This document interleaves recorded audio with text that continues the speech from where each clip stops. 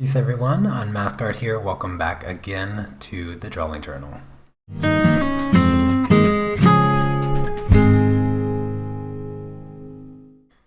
Alright, so I know I'm starting a little bit early, just by a few minutes, but I've been kind of anticipating this all morning. I haven't really done much this morning, so I just wanted to go ahead and start.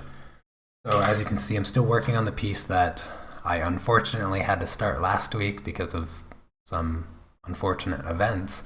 However, I am over the trauma of that drawing getting messed up before the live stream.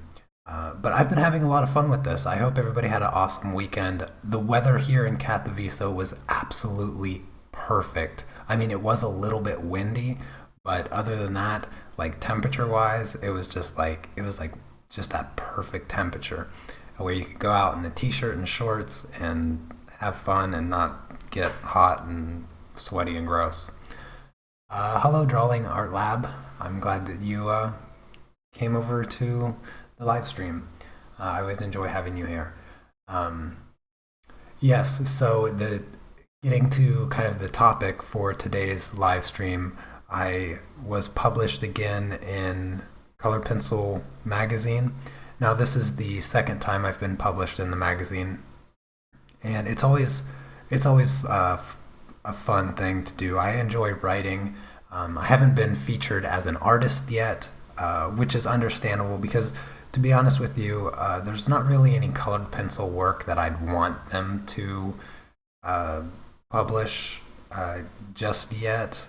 I still feel like I'm developing what I enjoy doing with colored pencils, so no hard feelings in that regard. But yes, so I wrote an article about Patreon and how to set it up and what it is, just kind of explaining it to give people a bit better insight on if they wanted to start a Patreon, what it kind of takes to be successful, even though I'm kind of regard myself as being pretty far from being successful on Patreon. I mean, but I still know what it takes, and yeah, so that's what my article's about. It's like 3 pages or something like that, and there's I think it shows a few of my artworks in there as well. So I was happy to do the article. It's always fun to write stuff. So that's what was published, and I'm working on a review right now. Hello, Moni. Thanks for coming by the live stream. Yeah, so I'm working on a review right now for a book by Alona Nicholson. A lot of people are familiar with her products, brush and pencil products. And she'll be releasing a new book in a couple months, and I'm slowly but surely working on a review.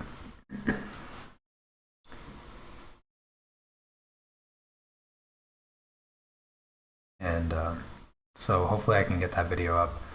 Last week I was actually productive last week, which was a really good feeling. I feel like it's been quite some time since I've been productive, and overall it was a pretty good week. I did end up getting a little sick, like Thursday or so, or Friday evening or something like that. I don't quite remember. I ran a pretty high fever, and was out of commission for a little bit, but and I kind of got a sore throat, which you might hear in tomorrow's video because I recorded it like the day after my sore throat started to go away. But I feel much better today. I still have a little bit of a cough. I've literally eaten nothing this morning except for cough drops, so I'm hoping that I won't have like a coughing fit in the middle of the live stream. What kind of pastel pencils do I use? Right now I'm just using the Faber-Castell Pitt pencils. Those are the only pencils that I've tried. but I'm looking to get the, oh, I know, a Carbothello, the Carbothello pencils. Those are the pencils that I'm going to be ordering next. I actually, I have, I have my shopping cart on Jackson's Art Supplies like full right now of like dream art supplies that I've just been wanting to get for the longest time now. And of course, they're out of stock on like two of the major things that I want to get. So it's very convenient for my bank account, but not very convenient for me getting art supplies. So I'm hoping that in the next couple days, the I'll be able to order that stuff and then do another fun unboxing video because I think that actually this might be the most I've ever spent on art supplies like at a single time.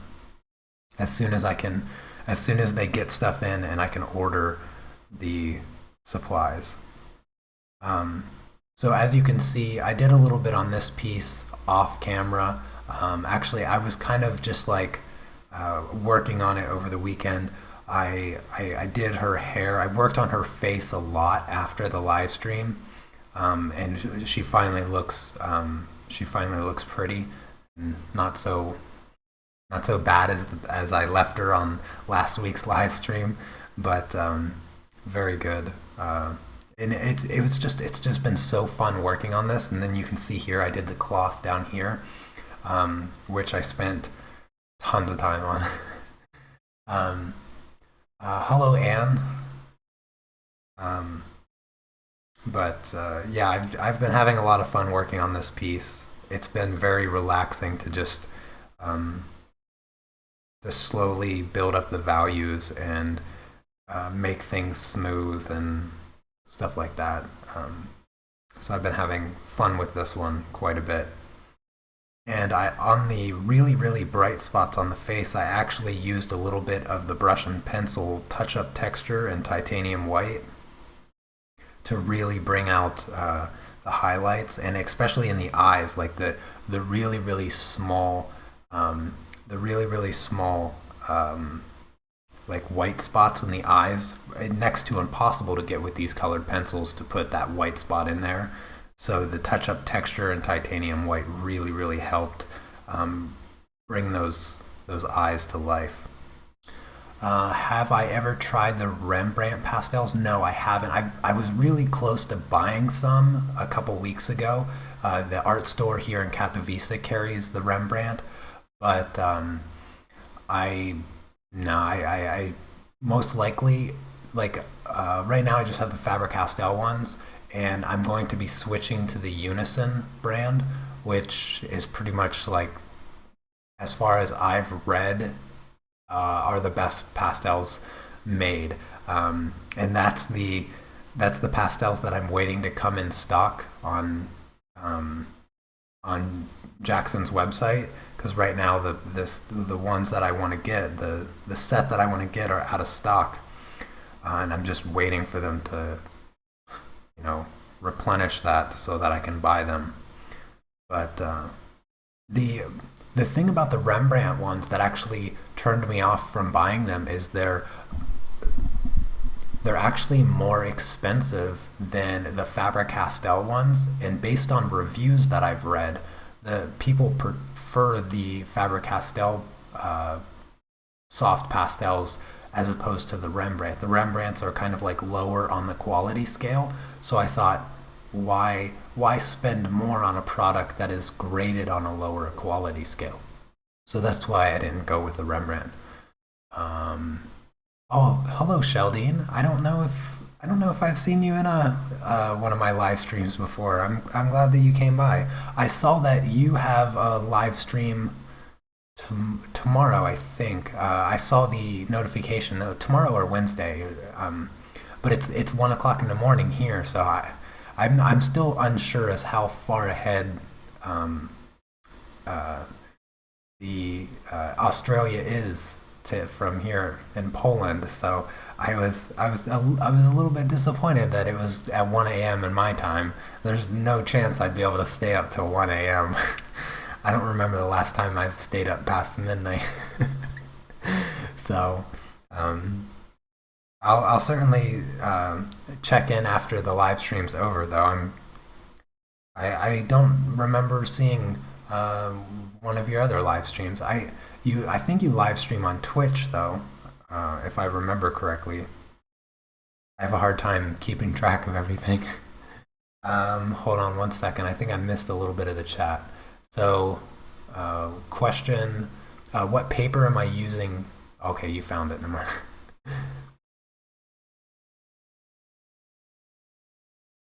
The chat box is not working out for me. Yeah, I agree. Picking a time for the live streams is really, really difficult. I kind of have like a sweet spot around like 3 o'clock my time in the afternoon, and it appeals to some people in like 9 a.m. Eastern Standard Time. So yeah, it's difficult uh, to get everybody satisfied with the live streams. I'm doing a live stream over on Patreon this Friday um, at about 2 p.m. to uh, to accommodate a few of the U.S. viewers that are going to come into that live stream. I think I missed a few people here in the chat.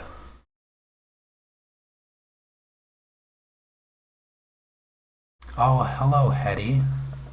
It has been a while. I've been good. Thank you for asking. Hello. Uh, I'm sorry, I don't know how to pronounce your name. Corina. Maybe that's how you pronounce it. Oh, your first live stream on YouTube. That's exciting.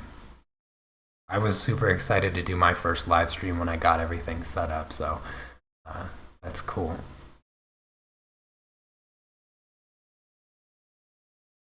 What pencils is that? I'm using the Prismacolor very thin pencils. These are the harder versions of the Prismacolor, and I really like using these because they blend out. They blend out nicely with just a regular stump. They're almost like colored graphite. I would say the lead density is around 2H, like that's the way it feels. Keeps a nice sharp point, and yeah, so that's the pencils that I'm using here. I really like to use them when doing my figures or doing portraits because they just the softness and the blendability that I get is just really, really nice. I was seeing, Sheldine, that you're less than 100 subscribers from 10,000. Congratulations! Uh, I'm excited to pass that threshold myself. Oh yes, the this tone to tan sketch paper is just it's just so nice to work on. It's so nice to be able to work in both directions, going dark and going light with a white pencil. It's I definitely recommend it. I definitely recommend it.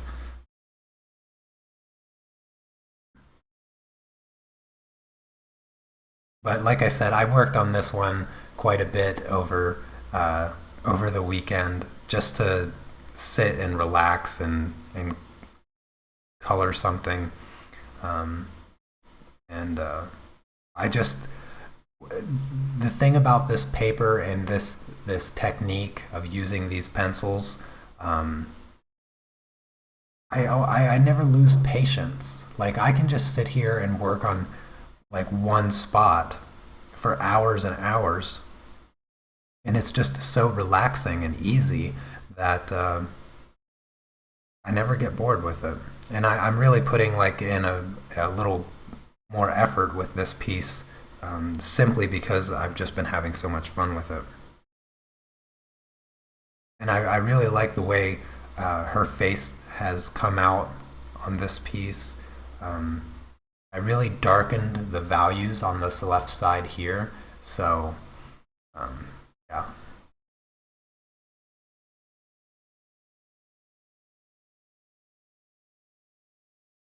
Yeah, I'm pretty close too. I've been closely watching my subscriber count, um, and I'm thinking I'm gonna do some kind of giveaway once I hit 10,000. So yeah, I'm very excited to finally add another uh, zero to my subscriber.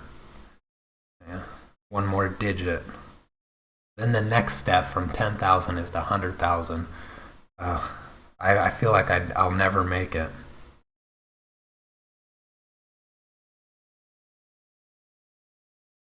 Oh, thank you, Anne. I'm glad that you're liking the picture.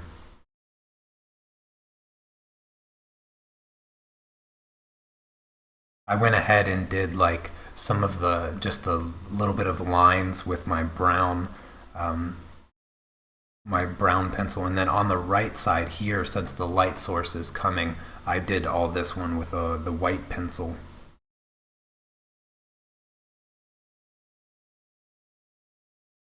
Um, I don't actually I don't know anything about the Easter collaboration. Um, I don't know. I feel kind of out of place doing the Easter collaboration because um, I I don't celebrate Easter. I mean, I didn't celebrate Valentine's Day really either, but that one's less religious, I guess. But uh, if you have the details of the collaboration, I'd be happy to um, look over them. I didn't know that you were doing an Easter collaboration. Um, but it's hard. It would be hard for me to turn down a collaboration with you and Lisa. I mean, come on now. So if you could send me the details over on Facebook, I'd be happy um, to see them, and I'll let you know as soon as possible.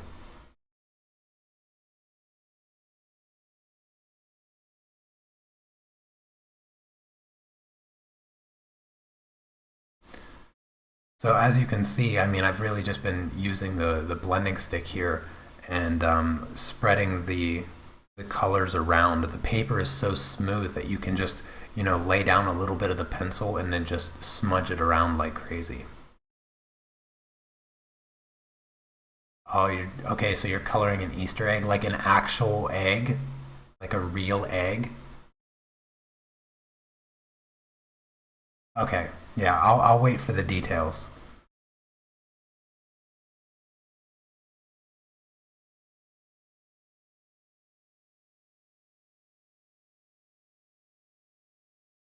I'm glad that you came by and let me know because, I mean, doing a collaboration with you two is kind of like it's very beneficial to my steadily growing channel. I can't deny the fact that it's it would be to my benefit to do it.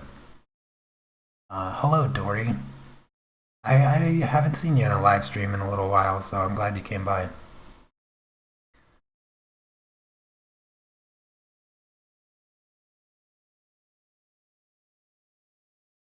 Oh, okay. I like that idea. I kind of already have some ideas popping in my head uh, with the egg. So,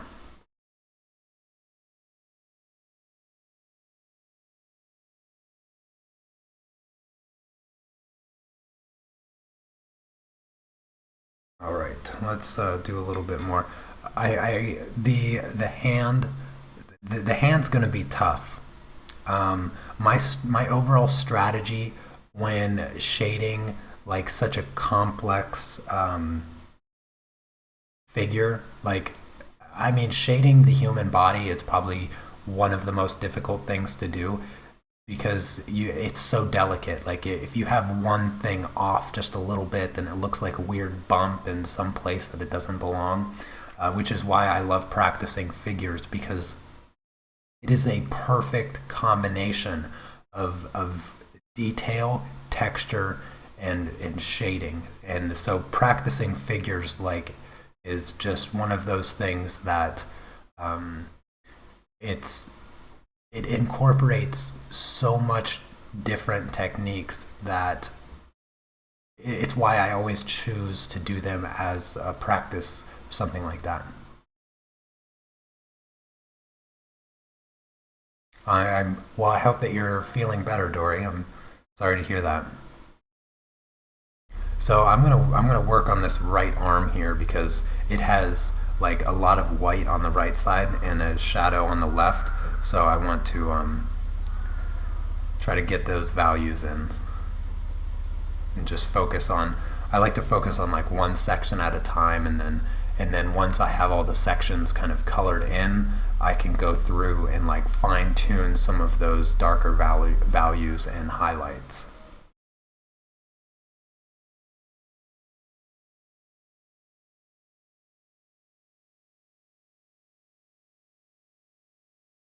Yeah, I agree, Sheldine.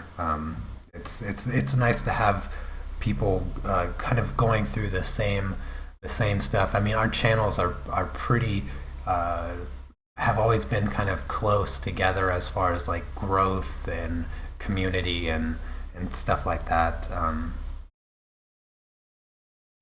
So I've noticed that on the last couple pieces, you've been doing a bit of mixed medium work as far as like incorporating watercolors with your colored pencils, and then also it looked like an ink pen or a paint pen of some kind to do like the the white kind of Zen doodle things over top of your watercolor stuff, and that's been really cool.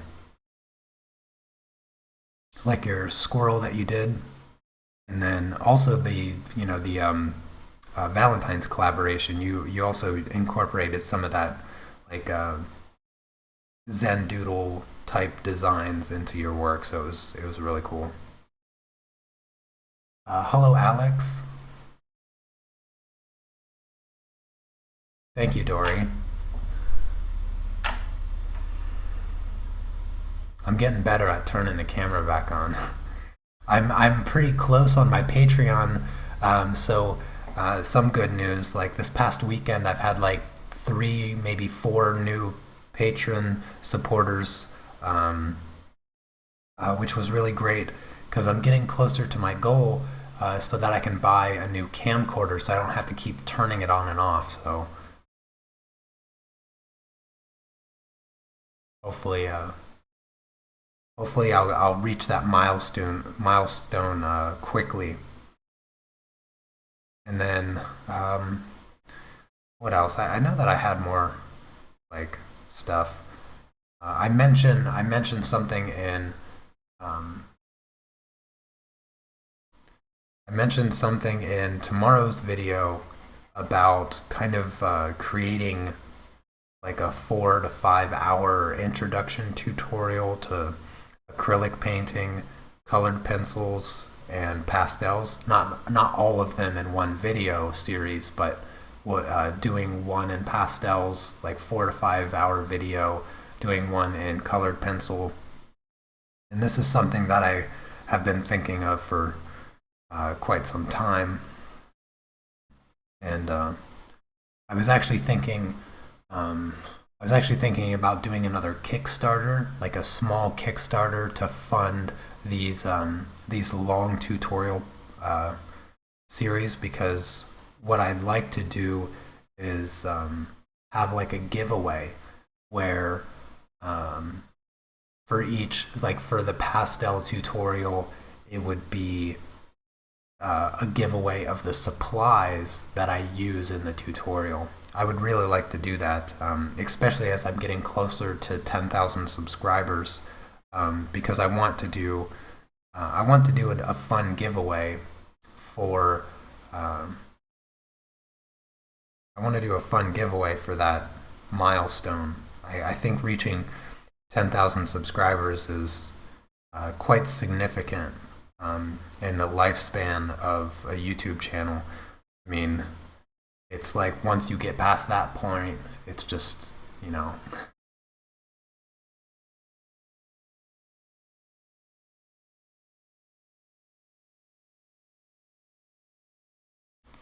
Yeah, Andy.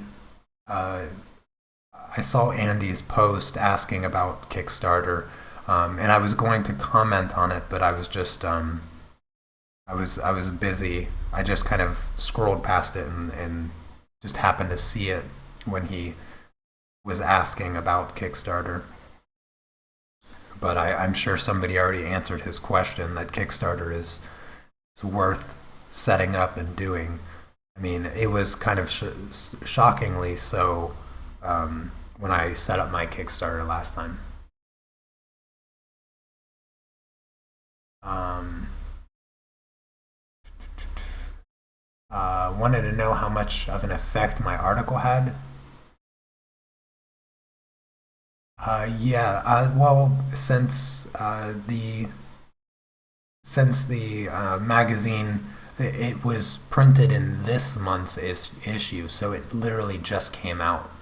Um, and I don't know. There could have been a couple people that have seen it that were one or two of the people that came over to my Patreon this weekend, because this weekend was a pretty big bump to have three people in like a 2 day span come over to my Patreon and uh, pledge is significant, considering I still have under 30 people.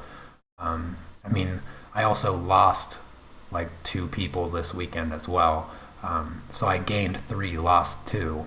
Um, but to have three new ones come over was significant for sure. So I'm hoping that by the end of the month, it will be um, it will have a pretty good bump to it. I'm hopeful in that regard.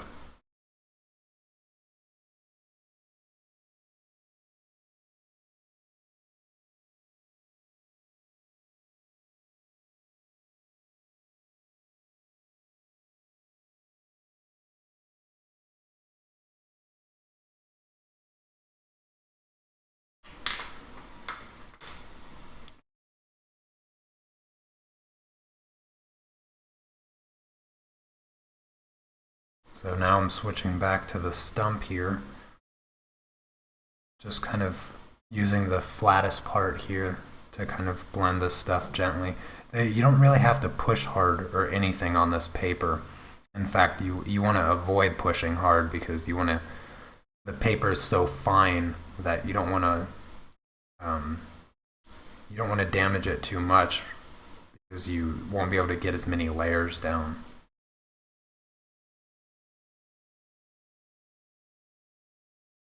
Yeah, so back to the I'll specifically refer to the pastel tutorial. So this is what my idea is, potential with the potential of running another Kickstarter, just another small one like I did earlier this year. But for the pastel tutorial, I'm thinking about doing like a 4 to 5 hour long video, um, where I would start off by doing like an introduction and kind of the materials that I recommend starting with. Um, oh, thank you, Sherry. Yes, I'm gonna do my best to keep having fun. Hopefully I'll get more opportunities like that in the future. Um, Anyways, so I would do kind of an introduction to the supplies that I recommend starting with as far as pastels go, and I would have those supplies part of a giveaway as well. And I'm not quite sure how I would run the giveaway, but I'm sure I could figure something out. Um, and then I would um, and then I would do like 3 to 5 different like shorter videos in the same series, in the same pastel tutorial, where I would show you how to draw things like skies, draw like grass and general kind of landscape stuff. Because I want it to be an introduction, so nothing like super complex. Maybe a tree or two, just a couple different techniques for that, and then water, maybe mountains or something like that. Just non-specific things really, to kind of give you a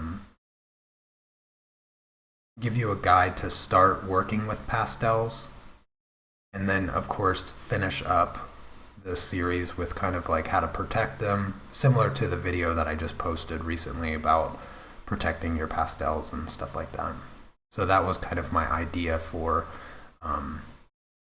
a video series introduction to pastels. But I wanted to make it more like a download where you would download the entire video and it'd be like 4 or 5 hours long, or it'd be like broken up into chapters. Oh, hello, Chrissy. Thanks for coming by the live stream.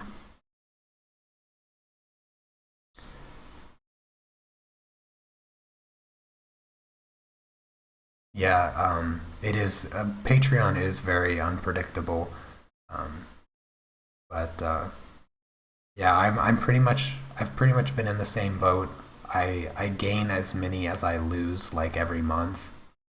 Um, but the past, I would say maybe the past 2 months, it's like gone up or one or two each month. So it's still in the growing process, which has been quite a relief because I kind of relaunched my Patreon a couple months ago when I started live streaming, and it went, yeah, it went really, really south, like really, really quickly. So it's nice to be going in the positive direction again. So it's a bit stressful at times when I know that I have to rely on Patreon to kind of like offset the cost of my supplies and things like that.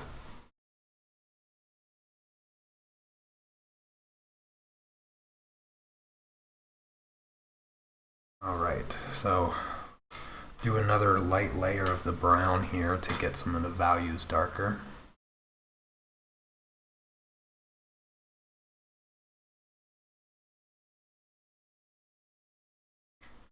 The other benefit of working with these pencils is you can actually erase them as well.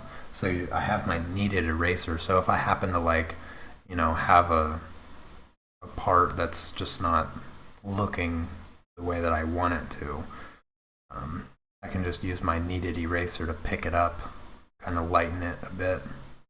I mean, obviously it's not going to erase it perfectly cleanly, but it's going to certainly pick it up enough to kind of address the mistake and mask it really well.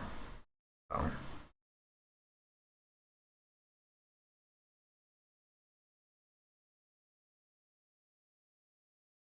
Thank you, Sheldon. I really appreciate your support over on Patreon as well. I wish I was in a little bit better position financially to support all the people that I wish that I could. Um, I mean, the couple people that I am supporting, I'm only supporting for $1, so it's nothing earth shattering. But I will have to, yeah, I'll have to make a pledge over on your Patreon today. I mean, I can I can spare another dollar a month. I hope that's okay with you, but you deserve the support, and if me supporting encourages just one more person to go over to your Patreon, then that's worth doing. And for anybody in the chat right now or watching the live stream that doesn't know uh, Sheldon's channel, click on her name in the chat or look it up in the search bar and go over and support her channel.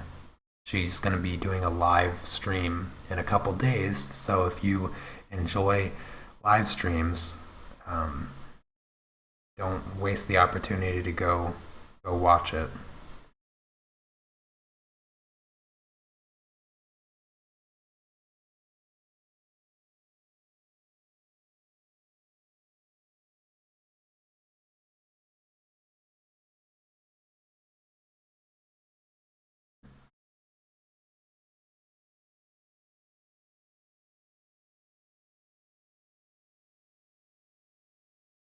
All right. So what else is going on this week? I still have a couple commissions that I've kind of been procrastinating on, but I have one over here that I have sketched out, and I'm going to do that tomorrow. The the time lapse for it will be up later this month. Um, I think the either the 12th or the 14th. I can't quite remember it.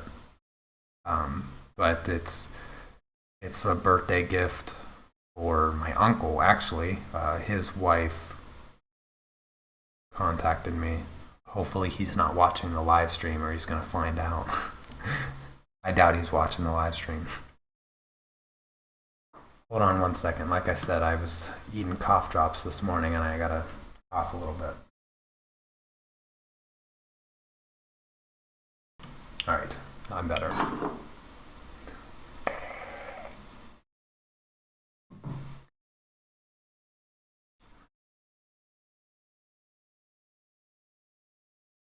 Yeah, so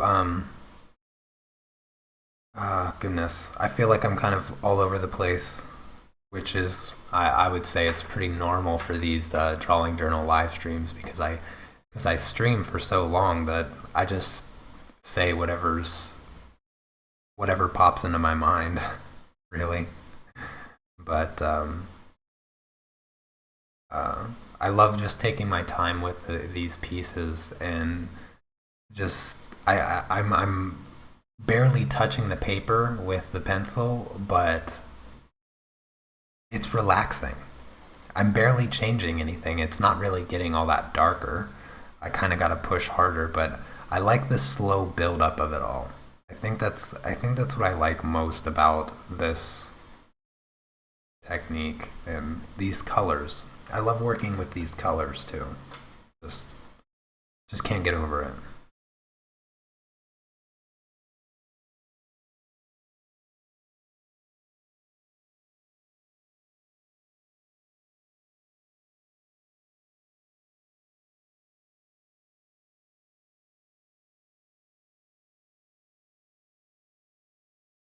If I did share I did share this live stream on Twitter and Facebook. Um, but I'd appreciate it if any of you willing to share it as well. Um, I'd be grateful. I always appreciate that kind of support. You know, those people that take the time to share my artwork, share my videos, and stuff like that. Because in actuality, like that's the quickest way for me to grow the audience and to bring people into the community. Because you know, um, if they see somebody that they're friends with that are like, you know, check out this video, it's fun to watch or whatever, then you know they're more willing to trust their own friends than if I were to like send some kind of anonymous email or if even if I were to like set up an ad on Facebook where the friends of friends see it, um, you know, they're more likely to click on it if one of you shares it. So sharing my own videos is pretty much the least effective way to get people to click on it because the whole self advertisement of the whole thing.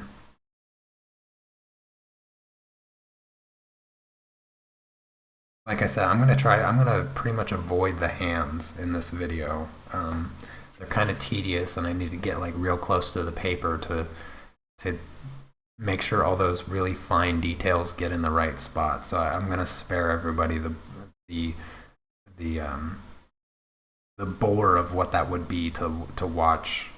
At least in some cases, this these larger limbs here are a bit easier to watch the drawing kind of come to life a little bit, as opposed to small stuff like the fingers. Right. Let's see here.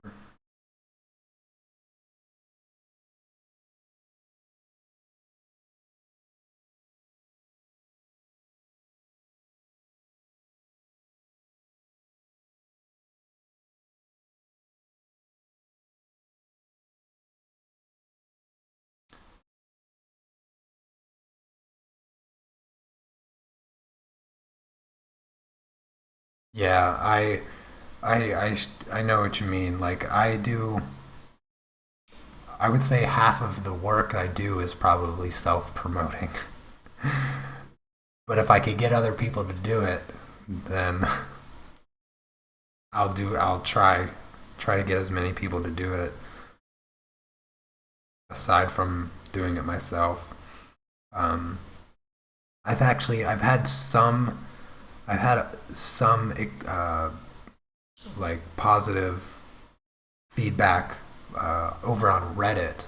I've been on Reddit for a couple years now, uh, and when I first started on Reddit, I was like, maybe this ain't such a good idea because every time I posted anything on Reddit, um, it immediately just got dislikes. It was like I posted a video and then I'd go back to the video like an hour later or something, and over on Reddit it'd be like voted down, and then on my video there'd be like 3 or 4 dislikes, and it was like, okay, maybe this isn't the place to self promote. But after just kind of sticking out Reddit and kind of building up a little bit of um, respect, I guess you could call it. Um, it's been overall positive, but I don't do a lot over on Reddit. Very little. Like I may post like one video or maybe 2 videos a month, but I do share my live stream tutorials over on Reddit. Um, that has been positive. A lot of people actually upvote it. So the more people upvote it, the more people see it. The more people see it, the more people come over. So it you know it works out pretty well. The way I move my pencil is fascinating. Yeah, when I draw this style, like with these colors on this paper with these pencils, yeah, I hold my pencil a bunch of different ways, but uh, I like to use the side of the lead. So I usually, I'm flipping it around a lot and just kind of gently brushing the lead there. And the key, I always hold it kind of at the end because um, I don't want to make any pencil stroke marks. Like I kind of want to hover on the paper and kind of get that soft texture. So, and I don't. I mean, sometimes I go in circles. Sometimes I go side to side. I just kind of whatever I do, I keep it nice and soft and very light touch. Very light touch.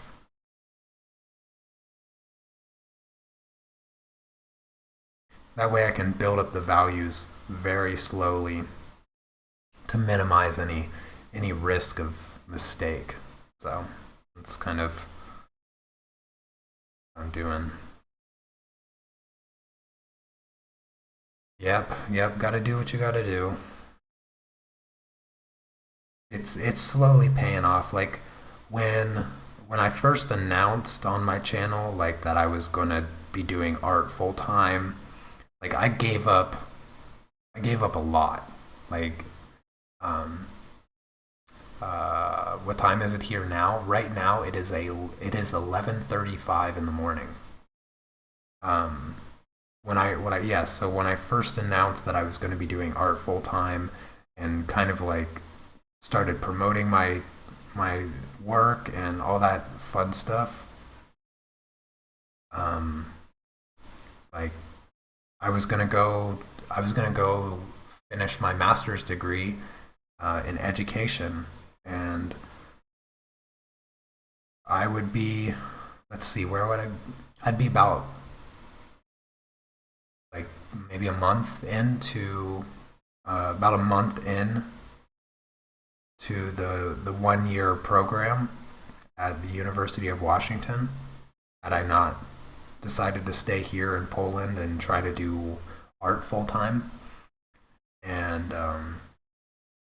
I would I would be done this time next year with a job um, as a full time teacher teaching math, uh, and probably be making around 70,000 $70,000 a year.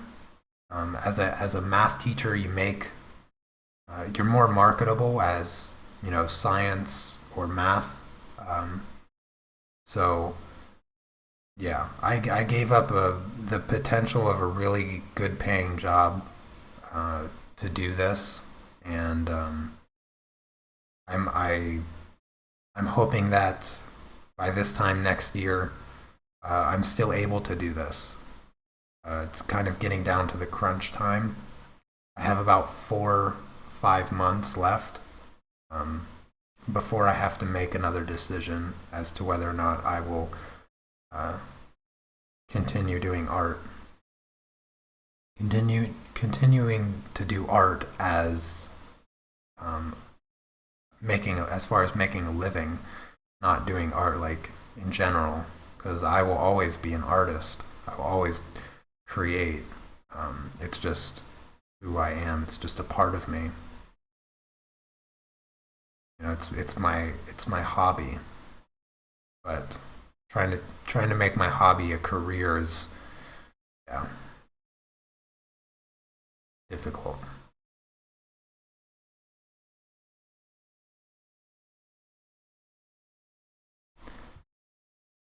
Yeah, you're probably right. If I hadn't,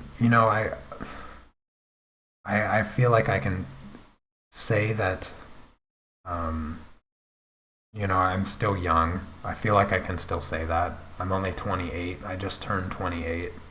So, um, I think I have plenty of time to kind of figure whether or not this is going to be a sustainable um, job for the long run.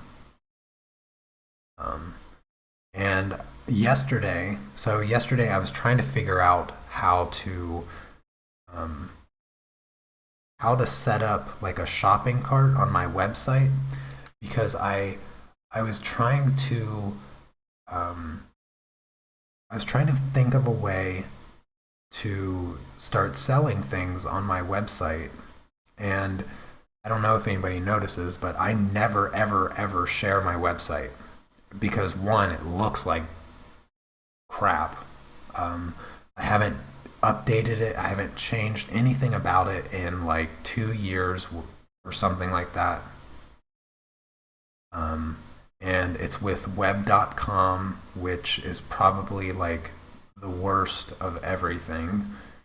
And I'm trying to make it work. I am.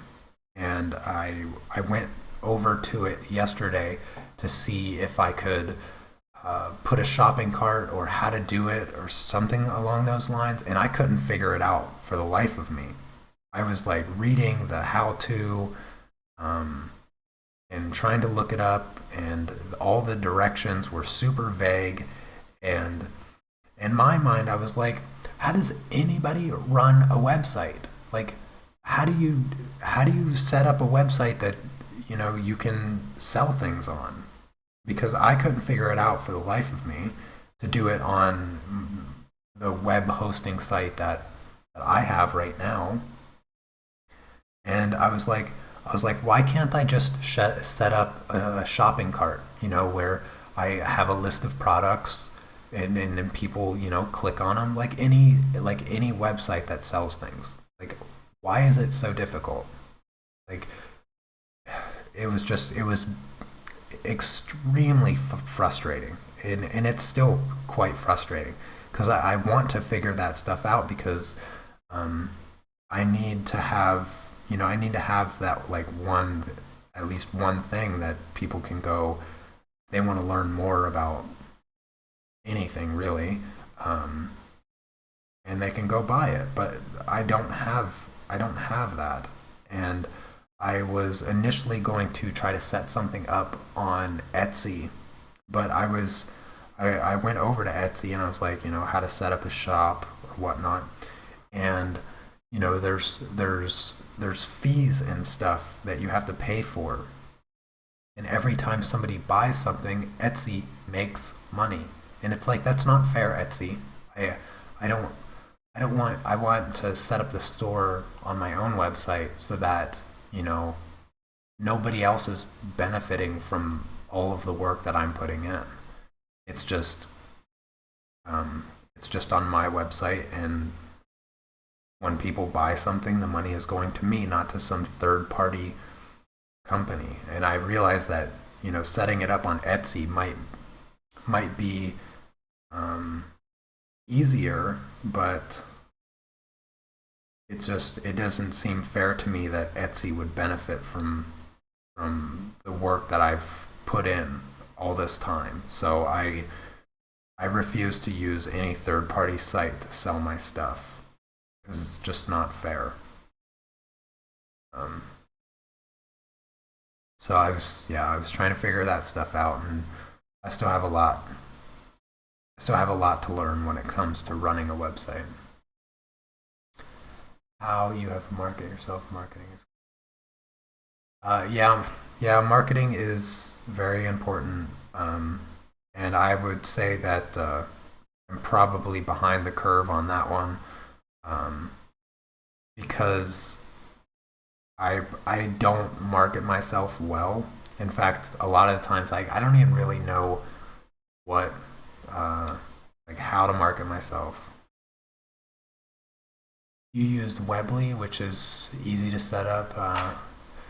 Yeah, I that's the first thing that I when I was trying to fix things on my website, and it's so hard to even design a web page. It's so it's so time consuming. It's so incredibly slow. It is so slow, and just to set up a single page would take like 4 to 5 hours. And it wouldn't even really have anything on it, like a couple social media links, a picture or two, a little paragraph introduction or something like that, and make it look neat, changing the colors. It's 4 or 5 hours. It's like I don't have the patience to basically get nothing done um, in 4 or 5 hours. So, Weebly, I'm gonna have to look that one up. Um, yeah, so if it took you one day to set up your website, that's fantastic. I'm gonna have to check out. That was one of the things that I was looking at. So when I got frustrated, I was like, okay, what other website hosting site could I go through? One of the things that I kind of came across is that mm, the the web.com, they don't like to release the domains, and obviously I don't want to change my domain from unmaskart.com because I have my email as the artist at unmaskart.com, and I just I just gave away all my business cards at the dog show with that email address on, like a week ago. So uh, I don't want I don't want to then change my email address for at least a little while, you know. But I do have to consider the fact that I'm not selling anything. Um, so yeah,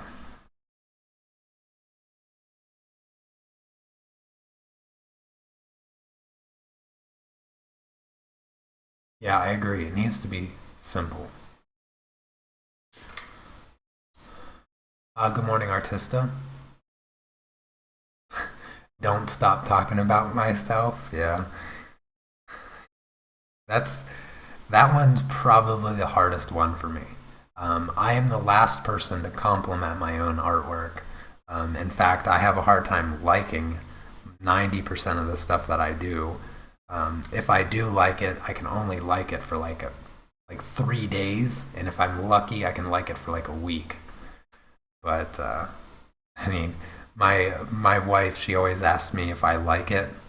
Like when I draw something or finish something, she's like, "Well, do you like it?" I'm like, "No, I hate it."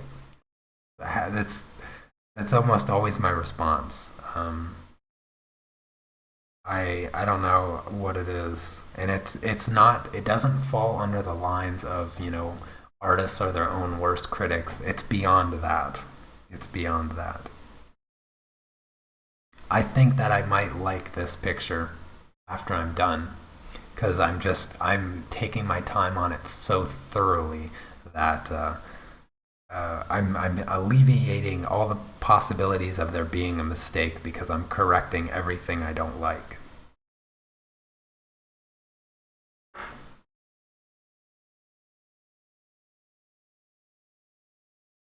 Yeah, that sounds like a really great thing to research.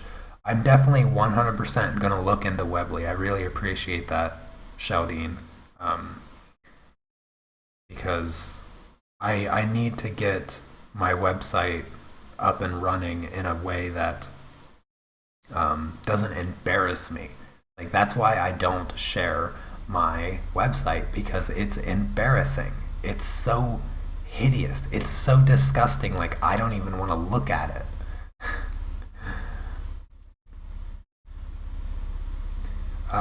Yeah, no Java code for me. So I don't have time to learn that.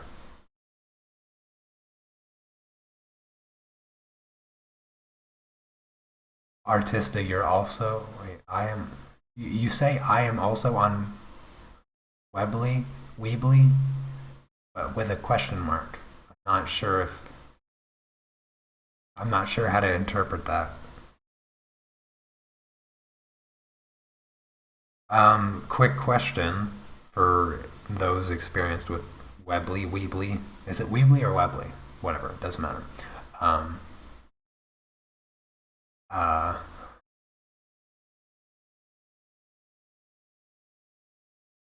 uh, Sheldine, I don't know the last time I've been to your website. It's probably been a while. Um, but are you able to set up like a shopping cart kind of thing and sell products in some way? Because like um, when I do these kind of introduction tutorial series thingies with pastels and then also then with colored pencils and then with acrylic paint, I would like to set up a product to sell where it's kind of like an instant download thing. Like you buy it and then you get a link sent to your email that lets you download it or something like that. I have no idea how to set anything up like that. Um, so, yeah, awesomeness.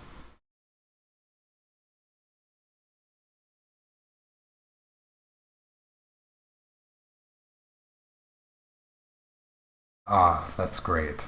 That's that's a relief. Yeah, I'm as soon as I finish with this live stream, I'm going right over there to look at it. Well, actually, I lie. I'm going to go to the kitchen and clean, and then I'll look it up. Because I know if I start, looking at stuff and trying to set things up, I'm going to forget. My wife's going to come home to a dirty kitchen, and there's nothing could ruin your day quicker than forgetting to clean the kitchen before your wife gets home. So priorities, people.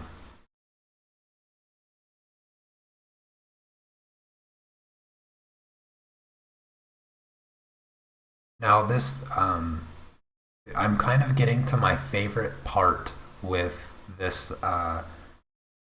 part of the arm here because I've kind of blocked in my shaded values, and I'm gonna grab my white pencil here, and I love adding the white adding the white is like my favorite part because it makes it's gonna make this arm like stick off the page, and it just looks awesome and three-dimensional.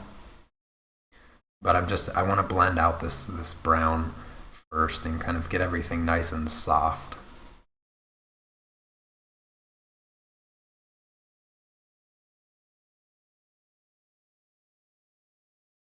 This has been a nice, lively live stream. I've been enjoying this much better than last week. I mean, last week's live stream was good, but it was kind of depressing. My fault though. You don't have a shop set up. You use okay, so you do use Etsy.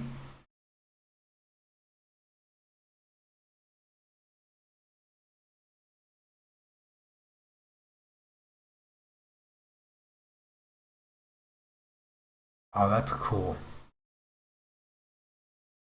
That's really cool. I totally appreciate your guys' information on this. I am looking forward to setting that up. I almost considered, um, I almost considered just like finding somebody and paying them, like, hey, set me up like just a bare minimum website where I can sell stuff because I was so lost with all of this. And I was like, I will give you $1,000 to just make this website something I can sell something on. I figure it out. I don't know how to do it.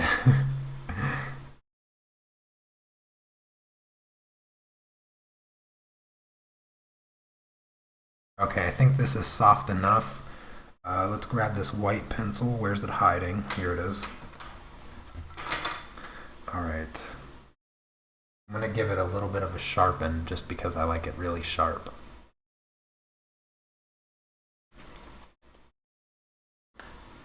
That's one of the things I also like about the very thin pencils.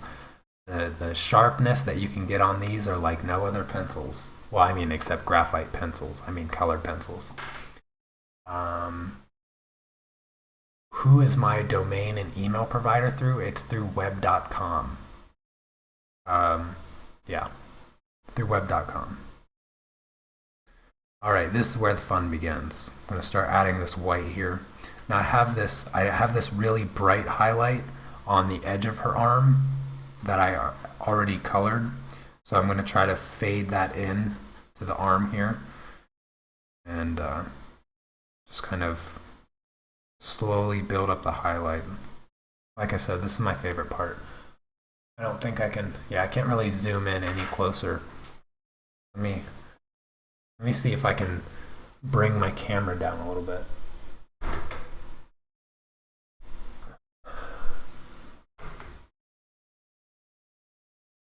that a little bit, is that a little bit nicer? I gotta refocus. Hold on a second. There we go.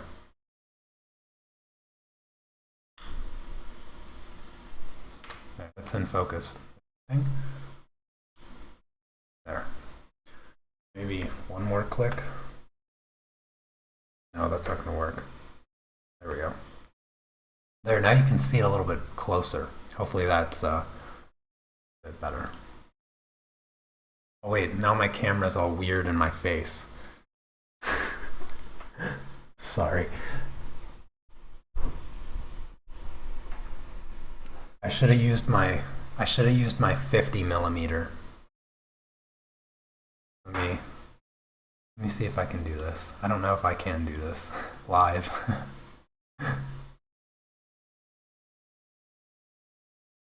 Right.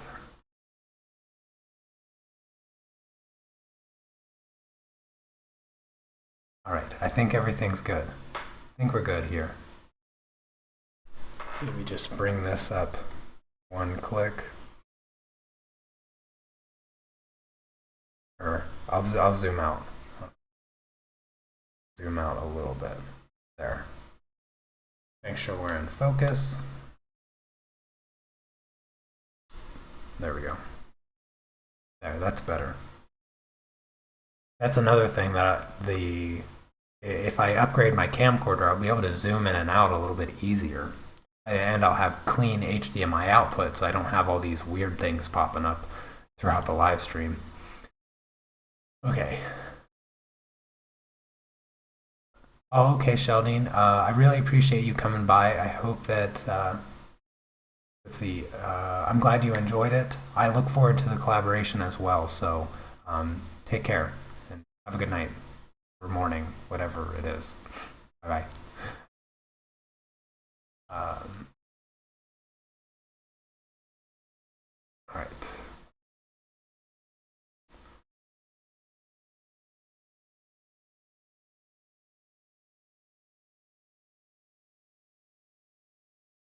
Um,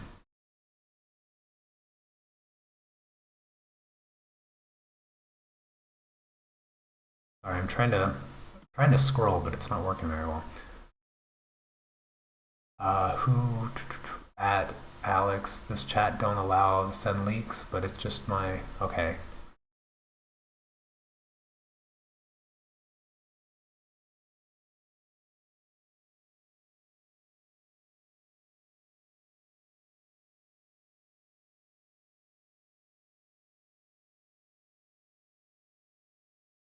I don't know what the like weird settings, the security settings on the website was or anything like that. On mine in particular, I really don't know. I know that you had an issue viewing mine, Alex. So thank you, Artista. Um, Artista, I don't know where to contact you if I do need any help. So I imagine that you have me on Facebook. So if you do have me on Facebook, just send me a message over there because if I do have any questions, I'm very grateful that you would help me out.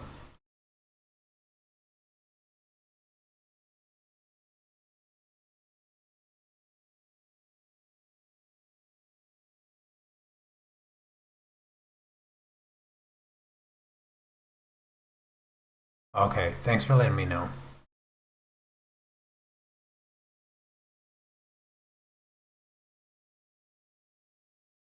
Yeah, I don't know what the privacy problems were that Alex is referring to on my website. Like I said, I haven't done anything to my website in like forever and a day.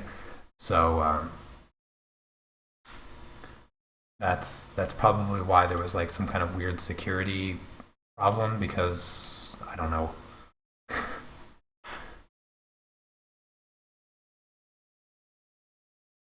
Oh, okay, Wendy. Um, did you get did you get your prints from Kickstarter?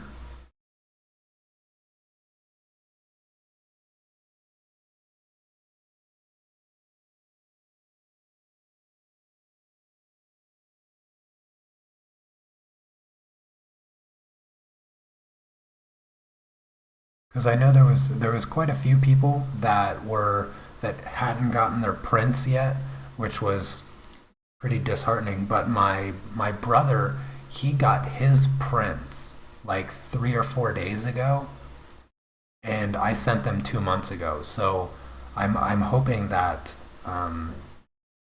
I'm hoping that some of them are starting to show up now, which is just completely ridiculous. Not the second ones, but the first ones. The first ones showed up.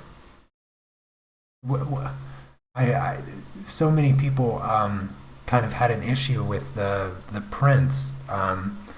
Was it was it you that said that the first ones came like one day after I had sent the second ones? Yeah. Okay. Yeah. It's all coming back to me now because I know that I recognized your name. Um, but that's yeah. That's I'm glad that they came, and I'm glad you have more on your way. So it's good.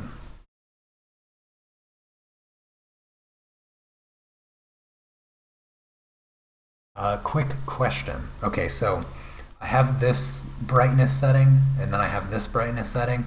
I can. How do you guys like it? Do you like it at 6.3, maybe 5.6? I don't know. On my screen, it looks a little bit better darker. Do you guys like it darker or brighter? Let me know.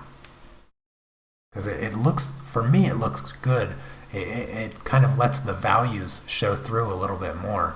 So let me know what setting you like it. If you like it brighter, if you like it darker.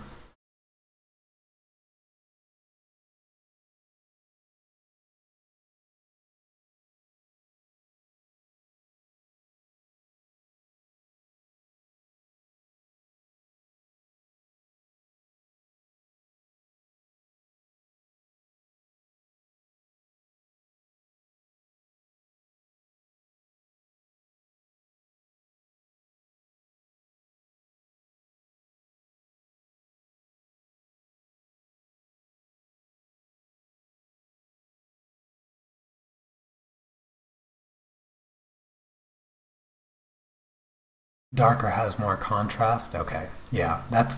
I was hoping that was the case because I can't view. Well, I probably could view the live stream on YouTube, but I don't want to, play around.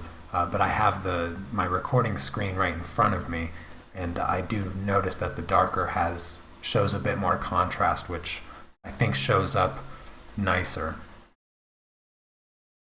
And since I moved my camera and everything, I thought it'd be better kind of reevaluate the setting there.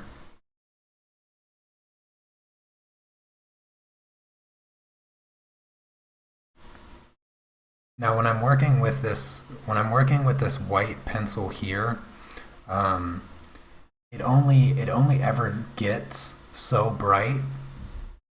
So I also incorporate a little bit of my luminance white, but I'm very very delicate with this one because since it's so waxy, it can have that problem where it's not smooth and consistent. So you got to be really delicate with it.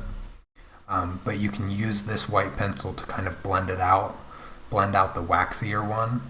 And then also I have the Luminance colorless blender, which I really like to use as well.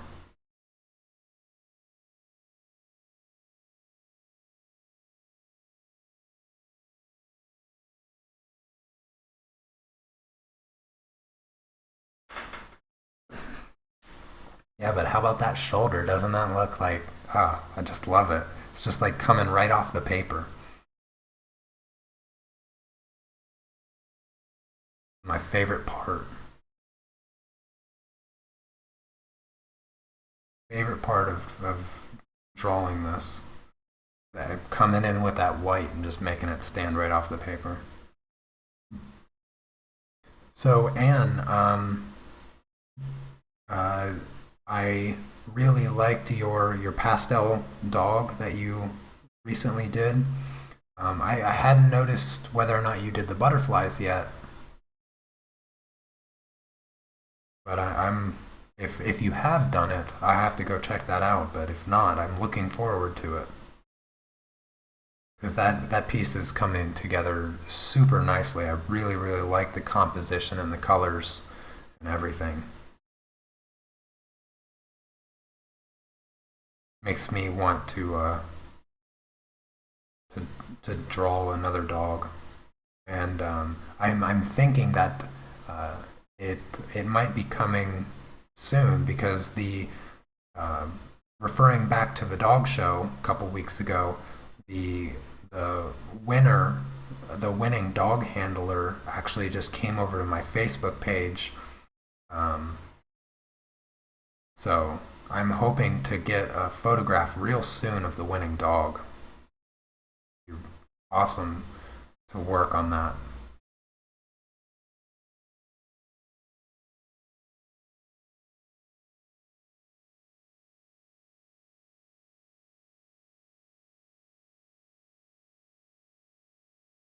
Oh, that's cool. I hope to see the the work in progress photos over on Facebook soon. The drawings come in together really nicely.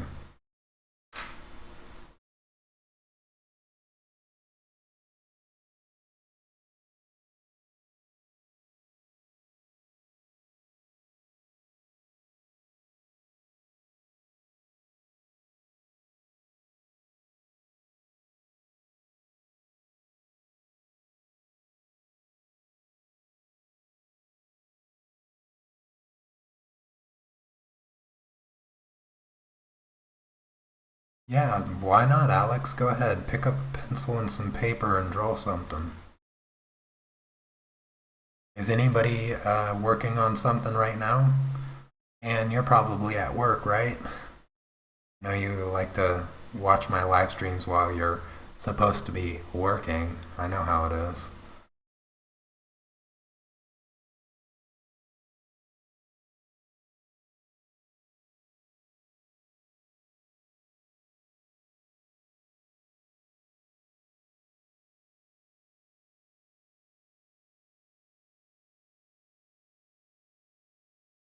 All right.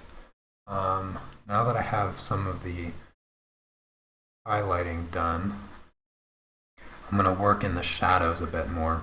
I have, where's my black pencil? I have a black one here.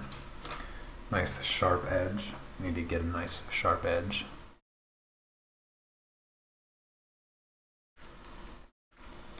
Do some of these really, really dark shadows here, kind of where her armpit is.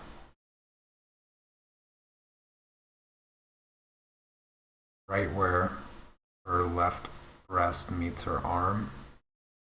Because there's this cast shadow, there's a secondary light.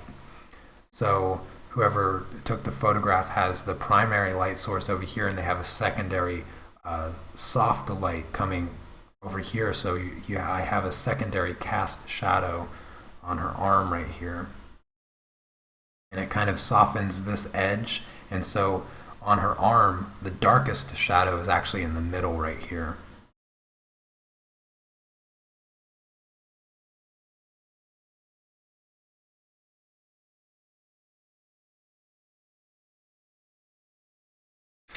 Where's the brown go?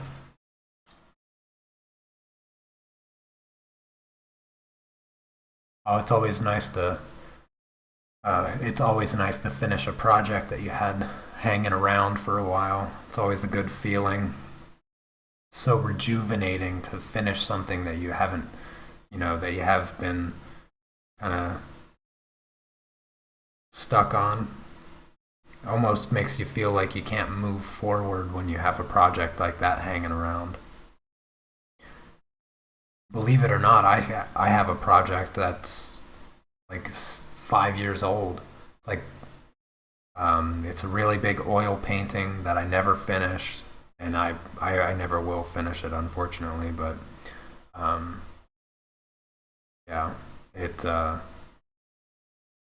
it's going to be hanging around. That's for sure. It's just one of those pieces that it won't ever get complete, and that's not me being cynical about it. It's the truth. It won't ever be finished.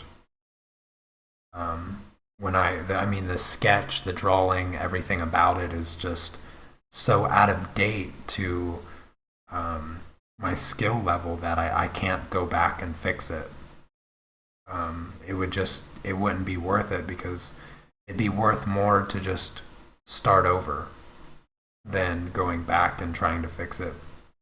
The worst part is it's oil on panel, and the panel is just fantastic, and it's such a waste of a good surface. So I don't know if I'll ever be set up to do such large paintings again. I miss doing the really big paintings that I used to do when I was at Everett.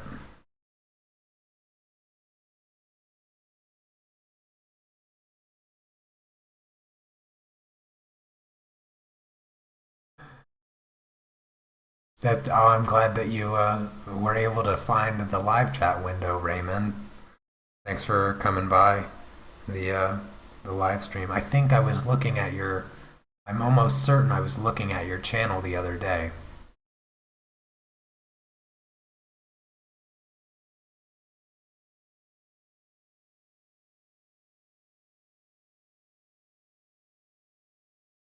Wow, that's a long time to have a piece hanging around. You got me beat for sure. You have a piece hanging around longer than I've been alive.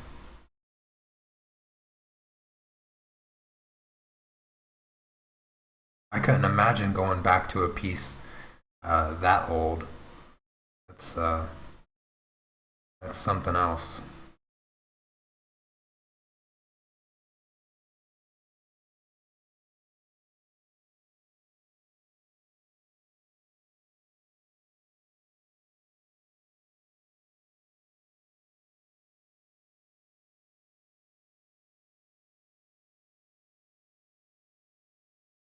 Yeah, getting a new computer is, yeah, that can be a learning experience in and of itself. I mean, I when I switched to Mac, like I used PCs for the longest time because I was kind of a gamer, and PC was just like always the thing that I got.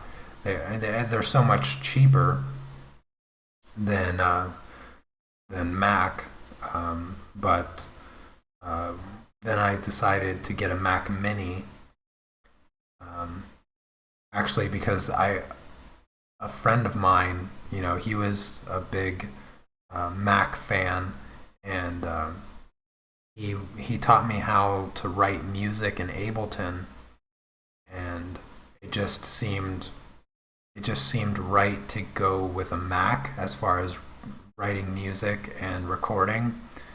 And it took me like 3 weeks, like 3 solid weeks of trying to figure out how to use my computer, because I was so not used to the operating system. And now I can't imagine switching back. I mean, every time I use a PC, I'm like, oh my gosh, I never want to touch this thing again. Um, I just, yeah. I do miss gaming though, and I've kind of been kicking around the idea of trying to find a source of gaming again.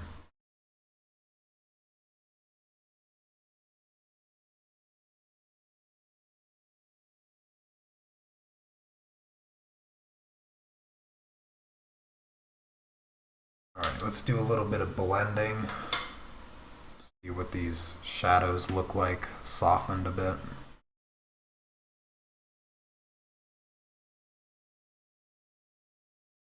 I think, in the same regard that people are like afraid to add too much color to their artwork, they're also afraid to add too much value.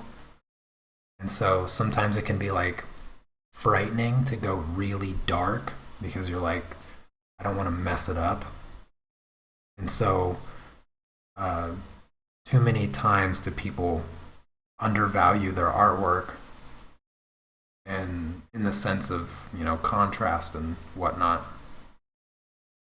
Um, and I still I still struggle a little bit with that. That uh, kind of sense of value fear, I guess you could call it. Not so much color fear anymore. I've kind of gotten over that, but yeah, value fear is still very much alive for me, I would say.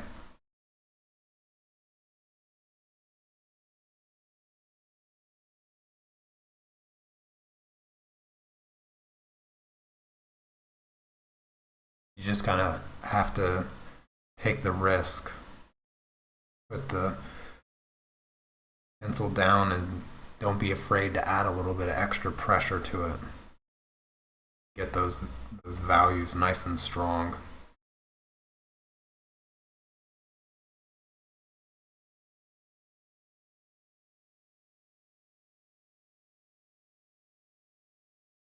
Uh, I no, I couldn't really live stream my gameplay because I have a Mac and no games run on a Mac.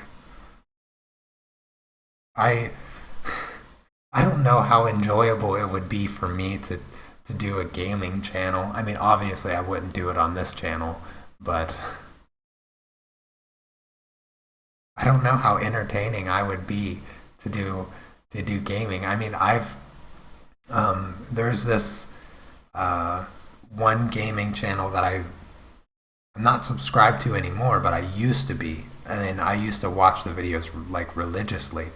Um, but they did like team play of CS:GO, and the funny thing, the funny thing about it is, like, I'm super familiar with the maps of CS:GO, and I've never played the game in my life, not one time, never ever.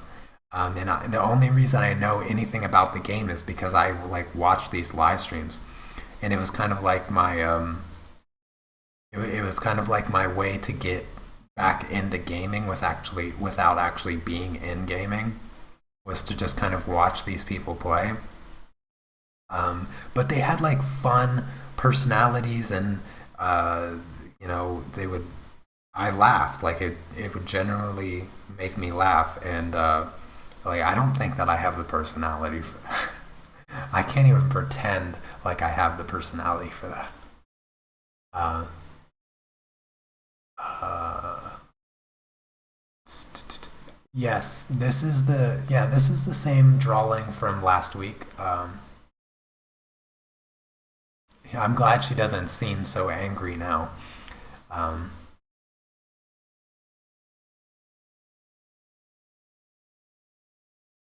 Thank you, Anne. Yeah, I spent most of the weekend doing the fabric here, and just really took my time with it. Um, the the difficulty with the difficulty with it, and the reason, like I mentioned, some time ago, like why I love doing uh, like portraits slash figures like this, is because it incorporates all of the techniques that you have to master to be good, because like you have the value transitions in the skin tones, you have the texture that you also have to work in, like the details of the hands and all of the face, and all of the parts that you have of the figure.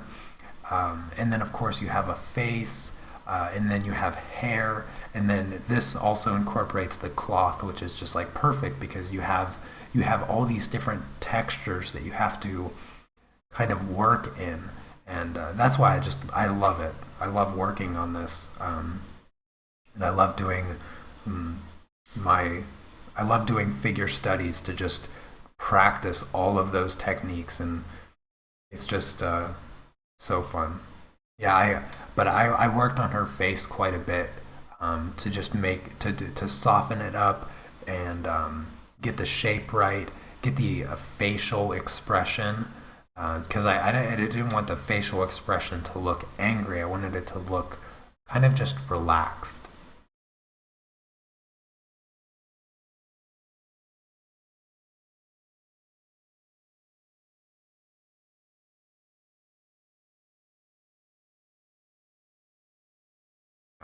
Just about done with his arm. I think what I'll do. Let's see here. So let's see. Yeah. I'm gonna jump down to her legs here, because there's not a lot going on. This leg is pretty much in shadow and quite dark, and this leg doesn't have a lot of um, light hitting it either. So the values here are going to be quite dark. I'm just going to get those in, because there's not a whole lot going on down here.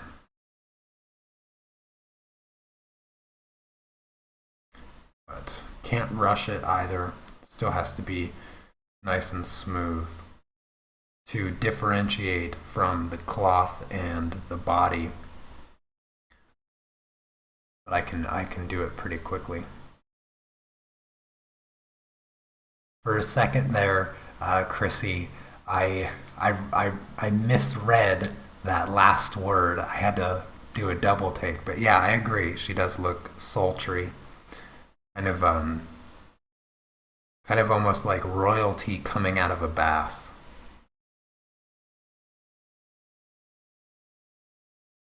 It's a really great pose. The um yeah, part of the reason I mean, what I look for when I do figures, what I look for is some kind of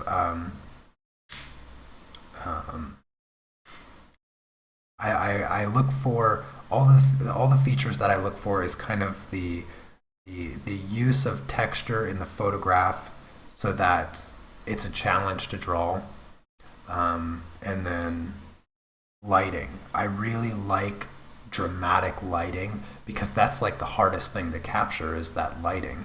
So I really liked the use of lighting and also the use of this cloth prop here to really just bring in some extra texture to make this to make the drawing look really really nice.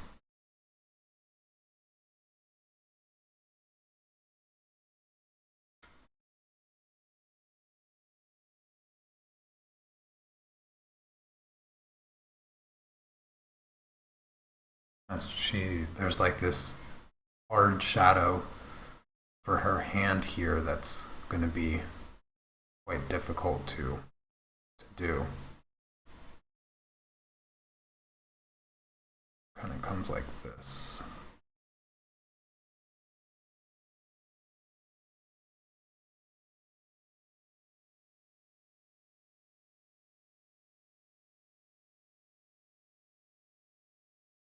Yeah, I would say that transparency is a really difficult thing to convey when drawing. It's certainly a challenge. I don't have much experience drawing cloth. Very limited. I mean, aside from like clothes, but like draping cloths or things like that. Yeah, I don't have a whole lot of experience with that stuff, but I can. It's definitely fun. The way I went about doing this cloth here is I kind of just broke it up into sections. Like I found a hard line here, and I just focused on that one small section, and then I found another hard line, and then I focused on that section, and I just broke it up into these little pieces. Um, and that's kind of the way I went about drawing the kind of towel that she has wrapped around her waist here.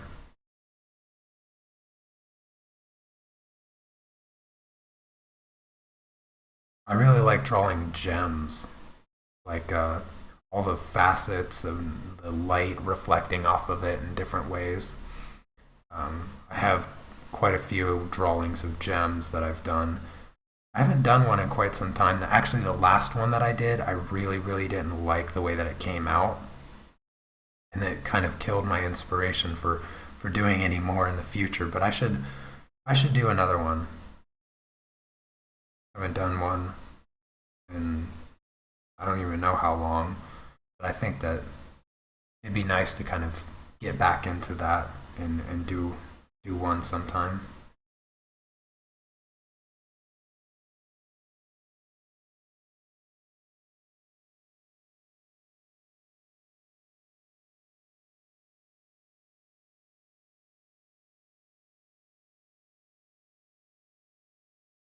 I've been wanting to pick one of the old drawings that I have from like like the first year that I was on YouTube, picking one of those old drawings and redoing it and just having not only a video comparison on how I improved, but also skill improvement as well for the past couple years.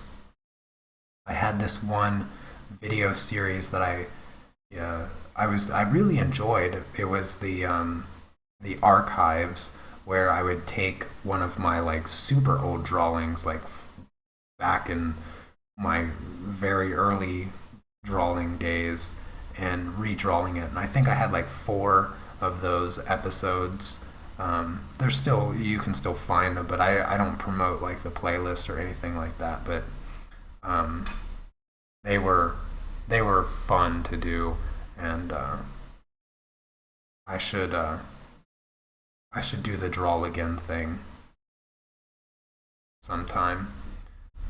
I have I have one specific drawing in mind that I'd really really like to do with upgraded not only upgraded pencils but also upgraded ability and skill.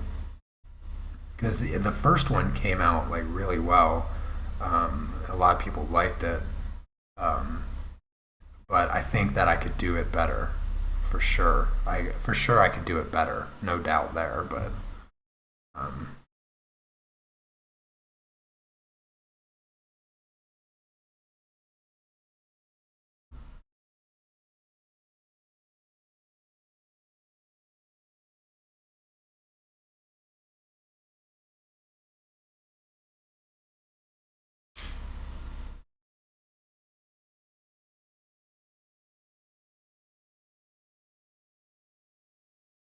yeah, the shading down here is really dark, so I'm starting off by pressing a bit harder than I have been on the drawing in general.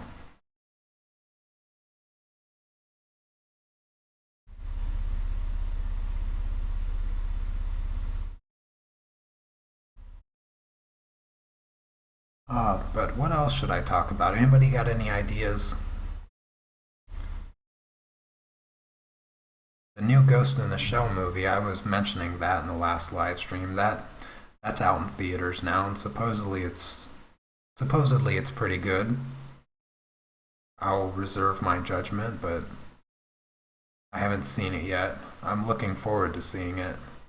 I think it's here in theaters in Katowice, so I really have no excuse not to go check it out.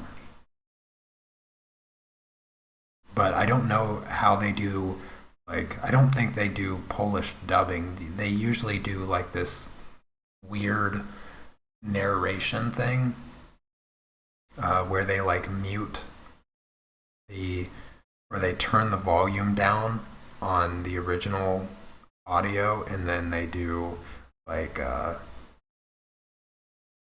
this weird narration where the same voice just tells you what they're saying, and it's super weird. Um, my wife likes it where they do the how they do the narration dubbing. Um, but if the roles were reversed and that's how they did it into English, I'd be like, oh goodness, I can't watch this. It's too much auditory stimulation. It would just be like an instant headache.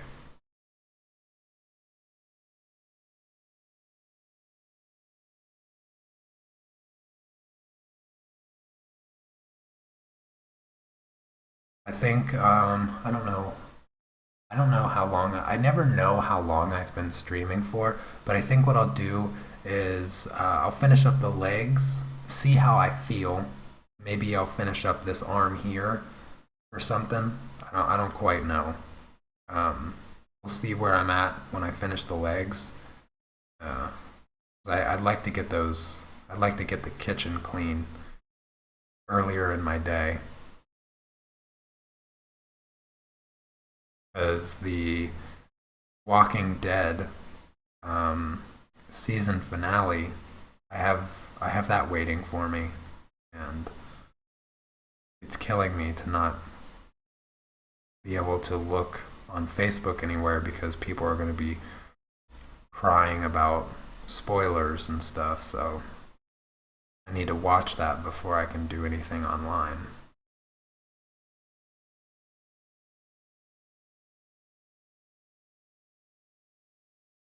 All right, let's do some shading real quick. I need to get this line over here nice and dark on both the cloth and her left leg. I try my best to avoid any black on the skin. Um, what is my favorite recommended computer drawing tablet?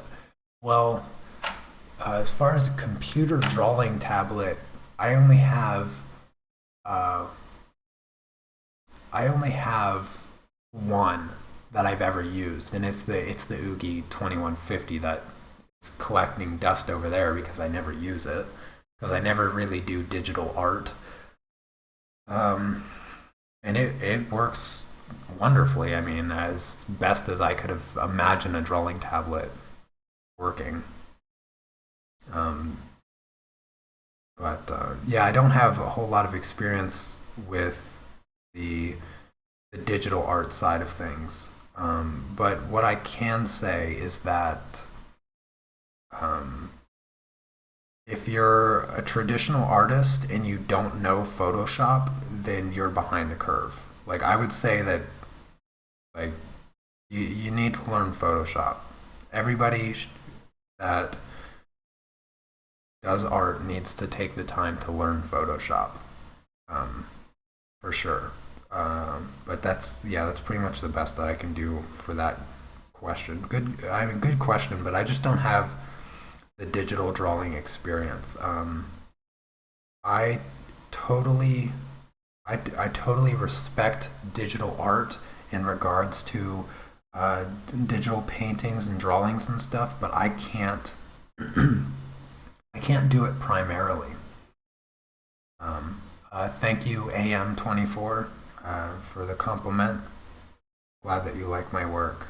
Um, and yes, honestly, yeah, the parts are kind of random that I'm coloring. You know, I kind of went here and then to the arm and then down to the legs and then before I did the face, the hair, and then I jumped down to the cloth.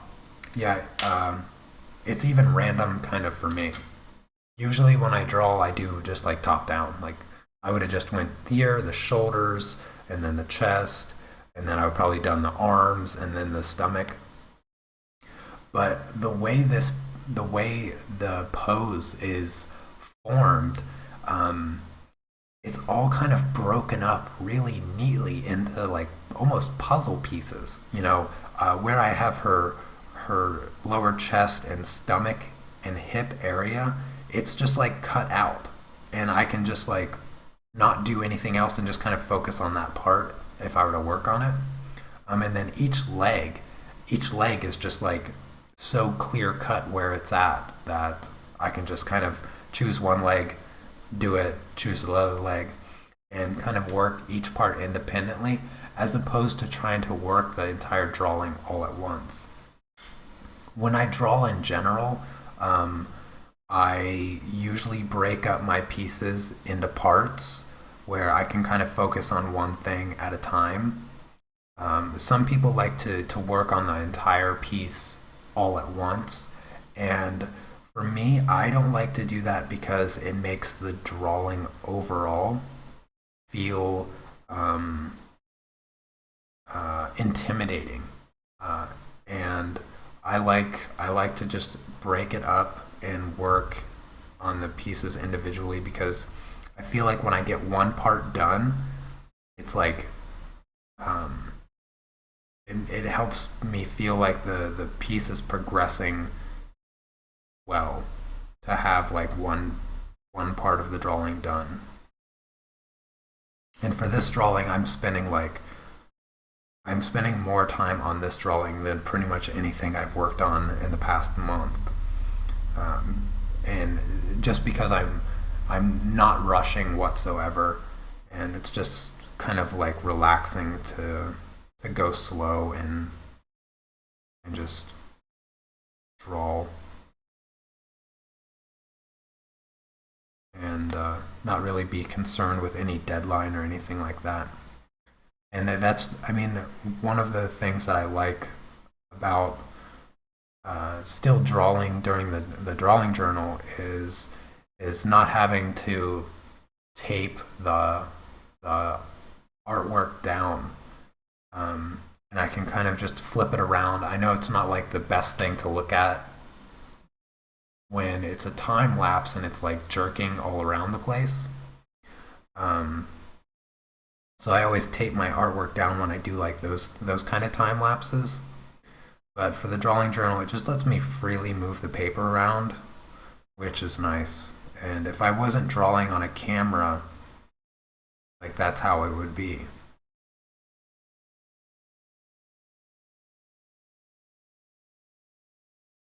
Yeah, practice is a good tip for artists.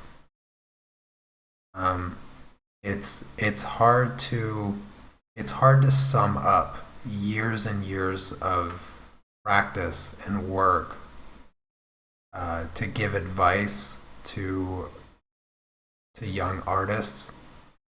I would say the most important thing, like if you're aspiring to be an artist or if art is just a hobby, I would say the most important aspect of art to learn or to practice is patience. Like no other tool, no other tool is more important than learning to be patient. Because the second that you rush, the second that you rush, you just won't be any good. You can't rush a good thing. Um, and the obvious the obvious kind of art that comes from artists that can't do anything but rush is abstract and impressionistic things. And that's why, you know, there will be there will be a large community of fine artists that just have zero respect for the kind of artists that just throw paint at canvases, um, because uh, what defines a fine artist in regards to their work is that they have a certain degree of patience when it comes to working on their stuff that demands respect, because the time put in to the piece is so much that it's hard to even think about how they were able to maintain the focus and dedication to complete the piece in the first place because of just how much time went into it. And oftentimes we think about like the time that went into a piece just by the hours and minutes that went by working on it.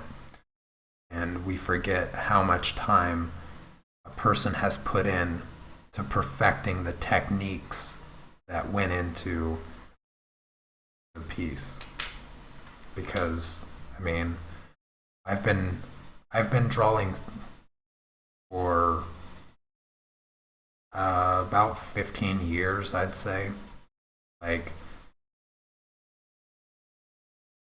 and I have to say 15 years because around the age of 13 is when I feel like I could make a decision to be to put in time to draw well and to be an artist. But anytime before that, like I've realistically I've been drawing since I was 8, maybe 7, 7 or 8. So that puts me around 20 years of drawing experience. But like where I really started to buy sketchbooks and kind of um, draw regularly, even in my free time, not just at school, was around 13 or 14.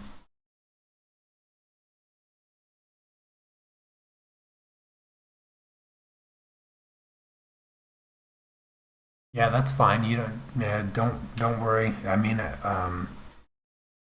I don't like when I watch live streams or things like that. I'm not usually the one in the chat box. I'll probably be drawing something and only, you know, type a type something in if I have something to say or to respond to a question or give an answer about something.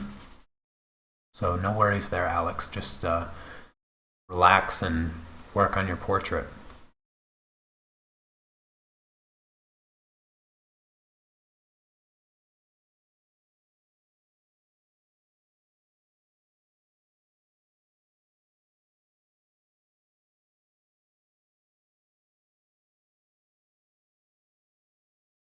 Yeah, I agree, Artista. Like you, being an artist isn't about how many pieces you complete, but it's how many pieces that you really put yourself into. Like, um, I've done a lot of tutorials, so I have like 25 drawings that hang on my wall behind me, but they're really small. They're only about half the size of this piece of paper, so they're quite small. None of them took over an hour, and like they're not pieces that I hang on my wall to be proud of. I just kind of like hang them there because they look good in the background when I shoot regular videos. But to be honest with you, I have like, I don't know, probably less than 20 pieces that I would want to hang up in any public space at all.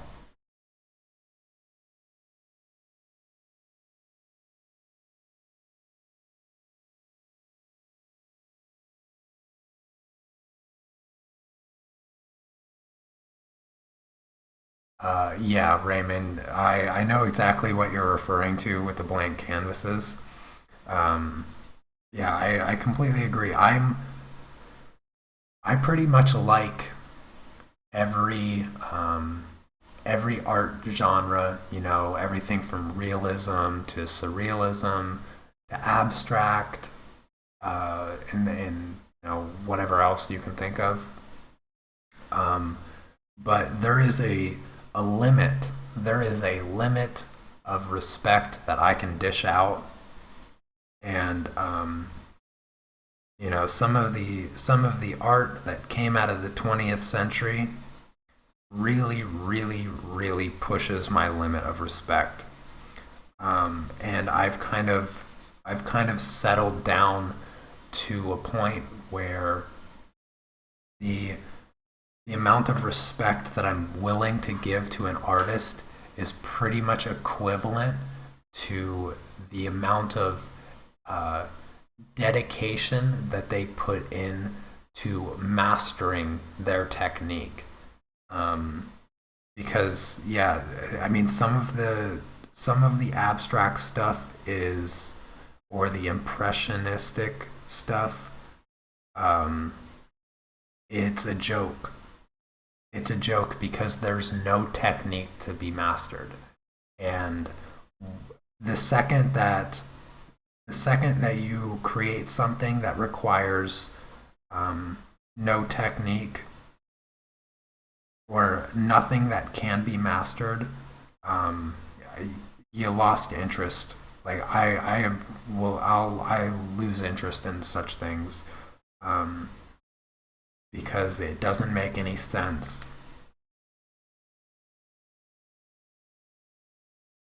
And I'm not afraid to share that opinion. I'm sure there's going to be, you know, the the art degree people that you know learn to respect nonsense, but I can't ever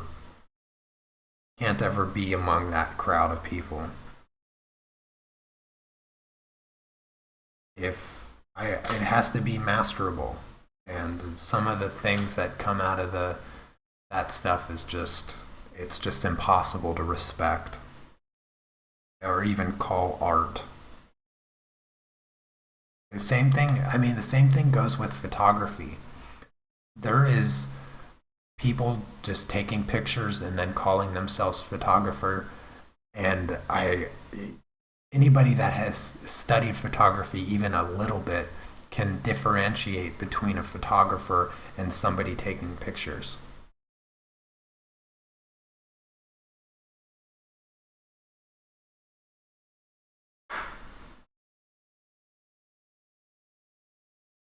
Um, yeah, smaller. I like working big. I'm right there with you, and like I like to work big. I don't really have the space um, to work as big as I'd like, but um, I think working big really opens up the the full potential, because it can be intimidating to work really large. But I think everybody should kind of take that risk every now and again. Personally, I don't really like to work small. Um, it, it always feels very restrictive. Um,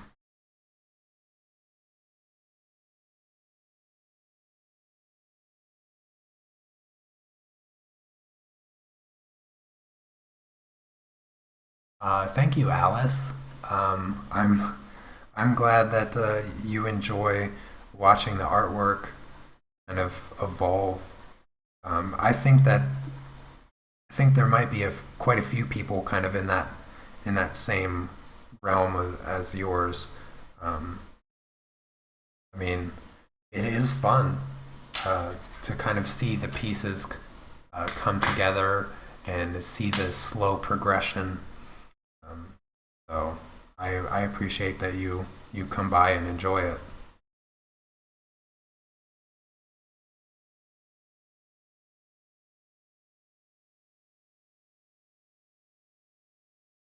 Yeah, colored pencil is a pretty slow medium, and that kind of forces you to work a bit smaller.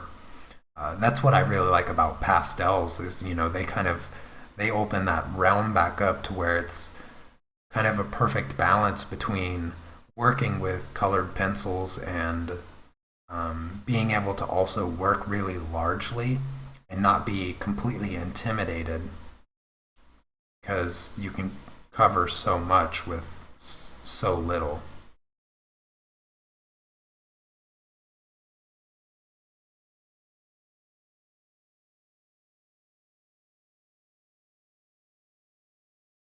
Trying to keep up with all the chat while still drawing. Um, yeah, I agree with Artista.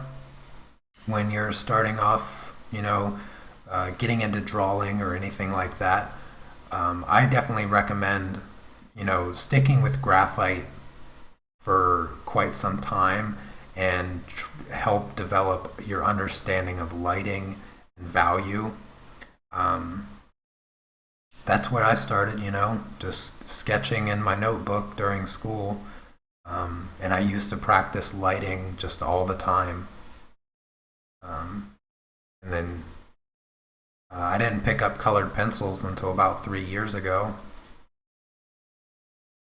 And I did a little bit of painting, but color, I wouldn't say that I have quite mastered, but I've definitely gained a much deeper understanding of color in the past year, I would say.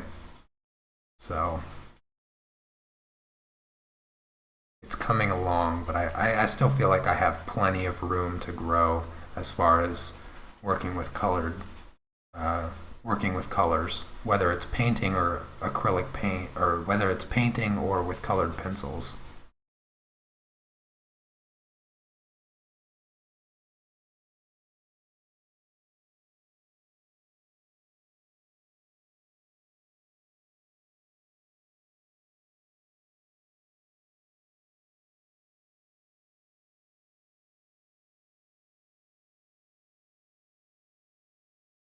Yeah, my table here is not very large. Um, the table that I have that I work on, that I record on, is about a third of the size of one of my largest paintings that I've done. So yeah, I was thinking about how I would record not too long ago, like if I were to do a large drawing or a large painting, how I was going to record it if I did record it. Um, I don't have an easel anymore. I left that back in the States when I moved here. Um, but I thought of just like setting up in the wall behind me and kind of like setting my cameras up in a way that would let me record it. So I've pretty much kept everything um, pretty small. 14 by 17 is pretty much the maximum that this table allows um, for drawing. 14 by 17 is a pretty good size, especially if you're working with colored pencil. That's kind of my largest size that I go by, and I'm referring to inches, which is it's kind of it's a bit smaller than A3. It's kind of in between A2 and A3, or A4 and A3.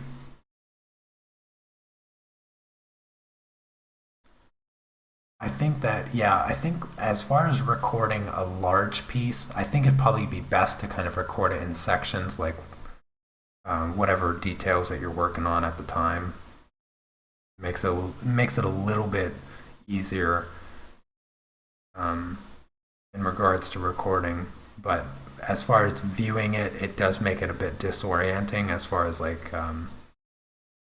what you're working on, what your whole composition is. But at the same time, it adds like a kind of a layer of mystery in the video. You know, if I were to just zoom in real close and say I was just working on this part, and then I jumped up to the face or something and kind of jumped around, if this was a lot larger, then you kind of anticipate what the finished drawing looks like at the end, um, instead of being able to see the entire thing throughout the entire video. It kind of hides that. It could make for an interesting video. Just a certain type of viewer might not like it.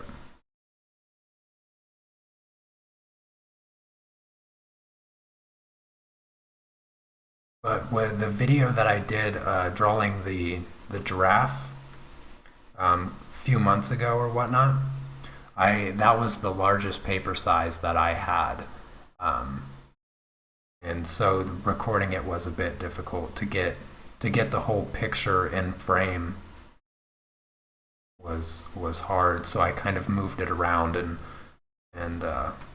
changed the camera angle a few times throughout that video.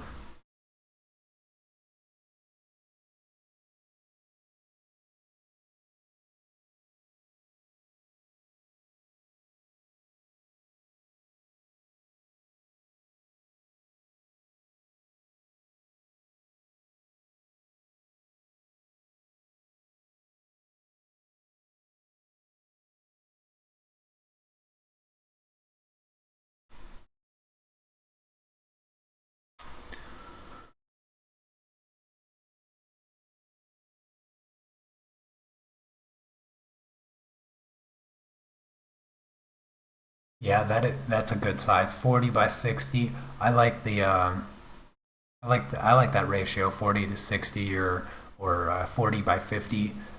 That size right there is like about where I'd really like to be.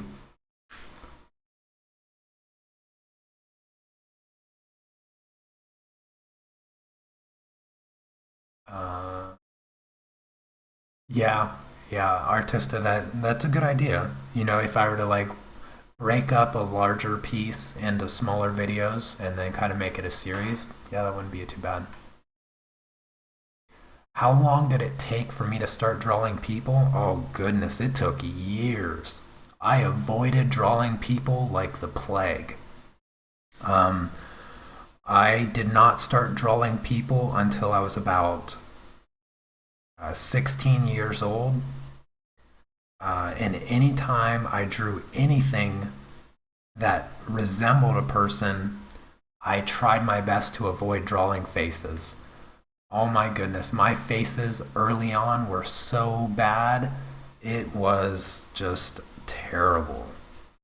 That's why I love drawing people so much now, because it took forever to do it well.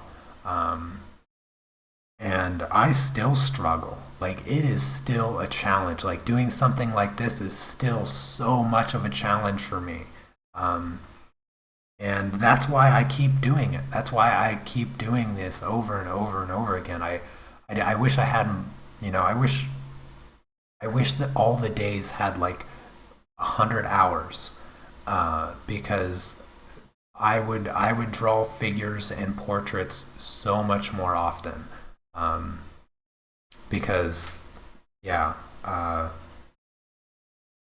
So I probably drew for like 4 or 5 years maybe before kind of getting into figures and faces. And oh gosh, the what growing pains uh, I experienced working on people. Like it was tough. It was tough, and it's um, still difficult to do. But I have some tools that I use as far as my techniques and stuff like that. And I have videos that I talk about how to do it. I have my How to Draw Anime series, and then I also have a couple a couple drawing journals. I did one like last month or something where I showed you how I draw faces from every angle. Um, and yeah, so it just learn everything that you can from as many people as you can, and just keep drawing. Like try over and over and over again. Um, because I mean, trace faces. That's one of the tools that I like tracing faces, because the shading on a face is so complex that no matter how many times you trace it, um, like just work on the shading and get used to it, and then you can use other techniques to kind of learn the drawing process so that you can uh, learn how to place the features and then shade it.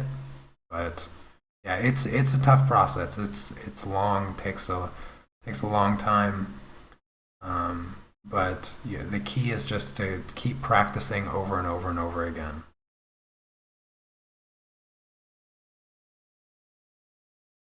But yeah, I did spend a lot of time drawing before ever really getting into drawing people, because it was just so scary for me.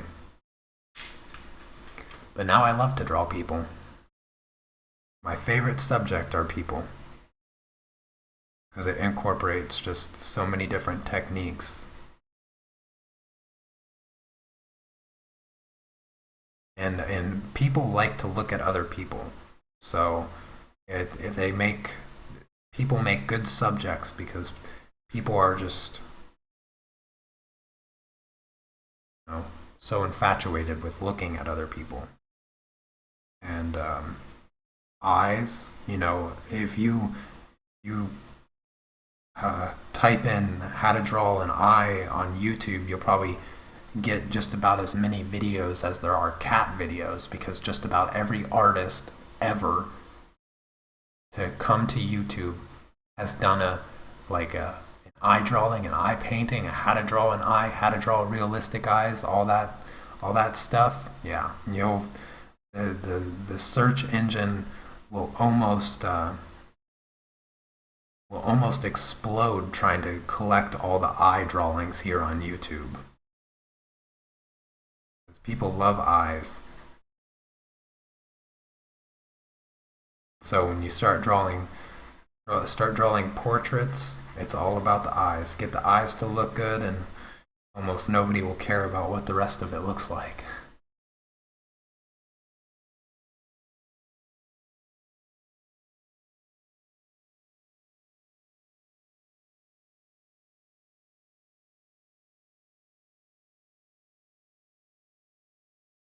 So, um, what made me decide to go on YouTube? Okay, so I'll just be I'll just be me, 100% honest. Let's talk about like getting on YouTube. Um, because it does not. I am not free of wanting attention.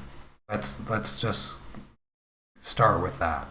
Like, I saw people drawing on YouTube getting hundreds of thousands of subscribers, getting thousands of comments, and all that stuff, getting attention for their art.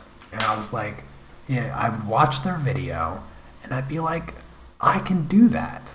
Like, I can draw and record it and upload some, video with crappy music to YouTube. And I was like, whatever, I'm gonna do it. Of course, at that time, I didn't quite have the gear to record high quality HD or anything like that, and so uh, I used my iPad for quite some time. I just used my iPad, and then finally I got a commission that allowed me to buy my GoPro, which I have it. So I bought my GoPro. I've had this GoPro for like, I don't know, like 4 years or something, 3 or 4 years or something like that. This is the first camera that I got to start recording time lapses, and I still recommend a GoPro to record your time lapses for YouTube because it's so good. It's so good. Once you learn every aspect of this camera, recording the time lapse videos, no camera does it better. Um, but so once I was like, once I committed, once I committed to getting onto YouTube, um, I just started recording, and basically my goal was to do what everybody else was doing, recording their time lapses and then uploading them. But my goal of doing it was to do it better than them. I wanted to make time lapses that weren't boring to watch. I wanted to be able to make a time lapse and put music to it, but make the time lapse so fun to watch that you wouldn't skip ahead. Because I felt like that's all I wanted to do with the people that are well known for doing time lapses. And like, I'm gonna name drop right now, okay? Heather Rooney, okay? Everybody that draws on YouTube knows Heather Rooney. And to be 100% honest with you, I've never subscribed to her channel, and I can't stand her artwork. And that might sound just absolutely insane. Because, and here's why. I don't enjoy watching her videos. They're just her doing the same thing over and over and over again with the same music I don't like to listen to. And I, in no way whatsoever, am I denying her amazing skill.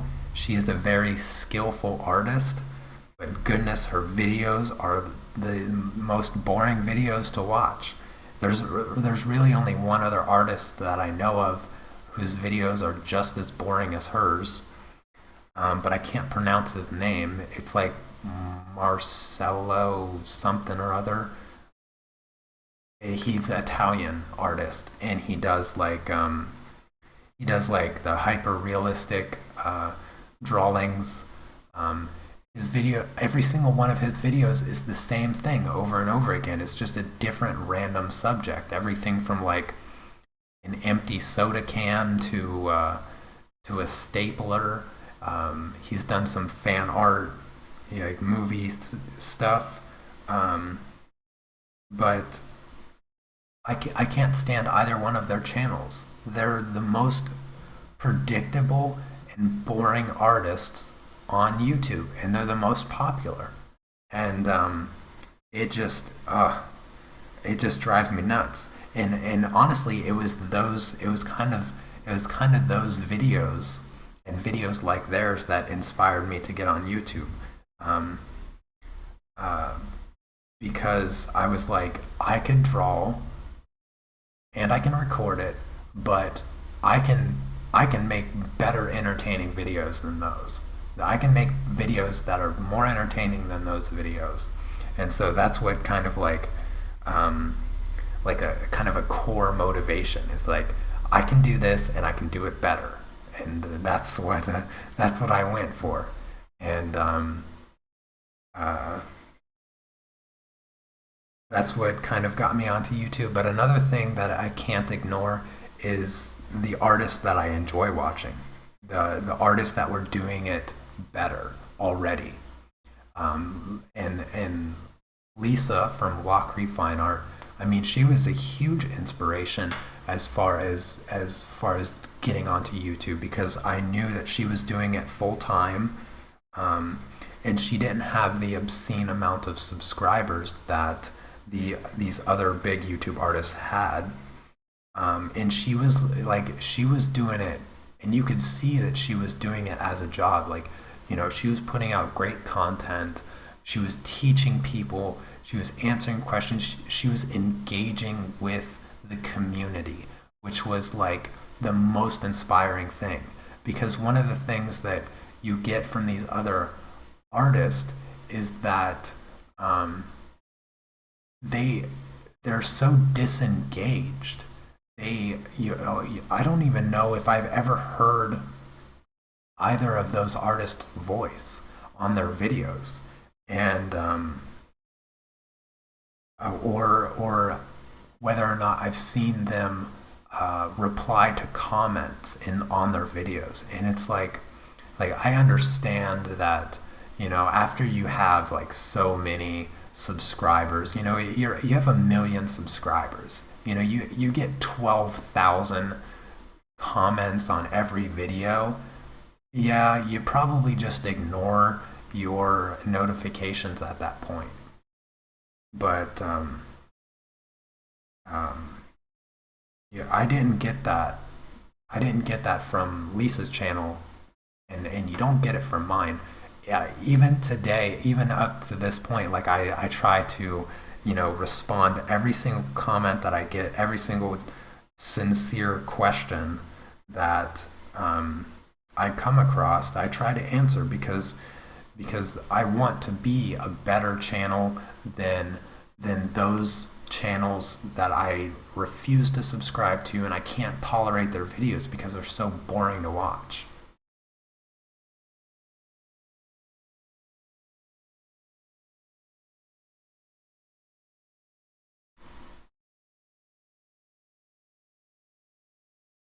Yeah, I agree, and you don't really learn anything from those videos either. It's just like it's like it's like um it's just to watch the piece, like, and be like, oh, it looks so realistic. It looks just like a photograph, and it's like, and then the next week comes by and it's the same video but a different photograph, and it's like, oh, that's so cool.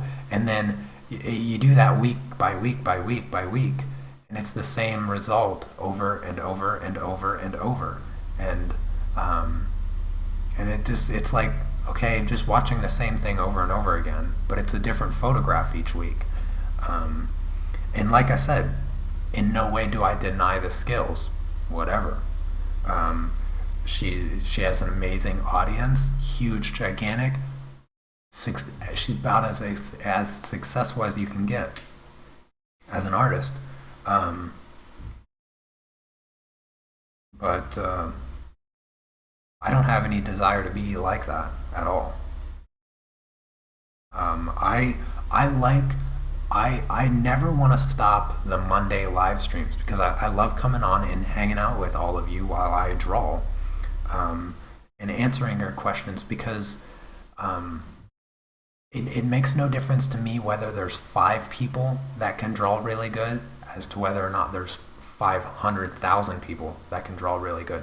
And if I have even a single part in teaching one more person like something that changes their idea of art or their ability to draw, then I that's what I want to do. Like, um, I love the teaching aspect that I have on my channel, and and I pretty much ignore every other channel that doesn't have some kind of social aspect to their art. Um, and it doesn't matter how good they are. If they're not if they're not engaging, then they're just boring to me.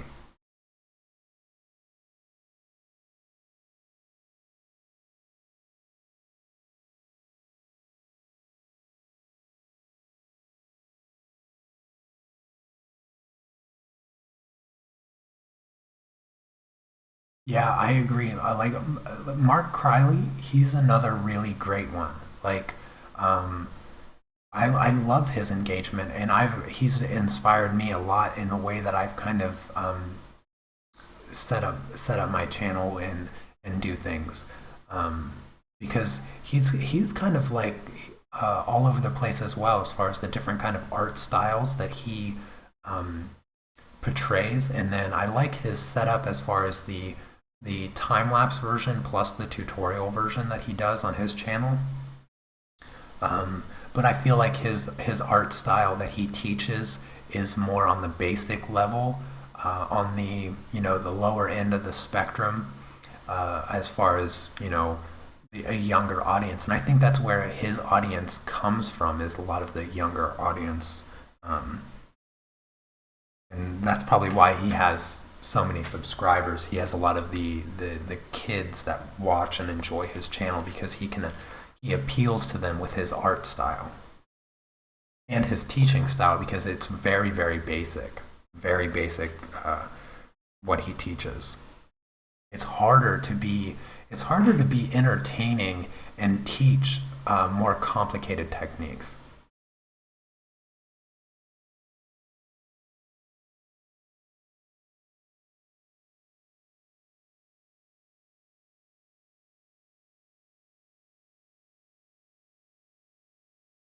Oh yeah, I agree. Those uh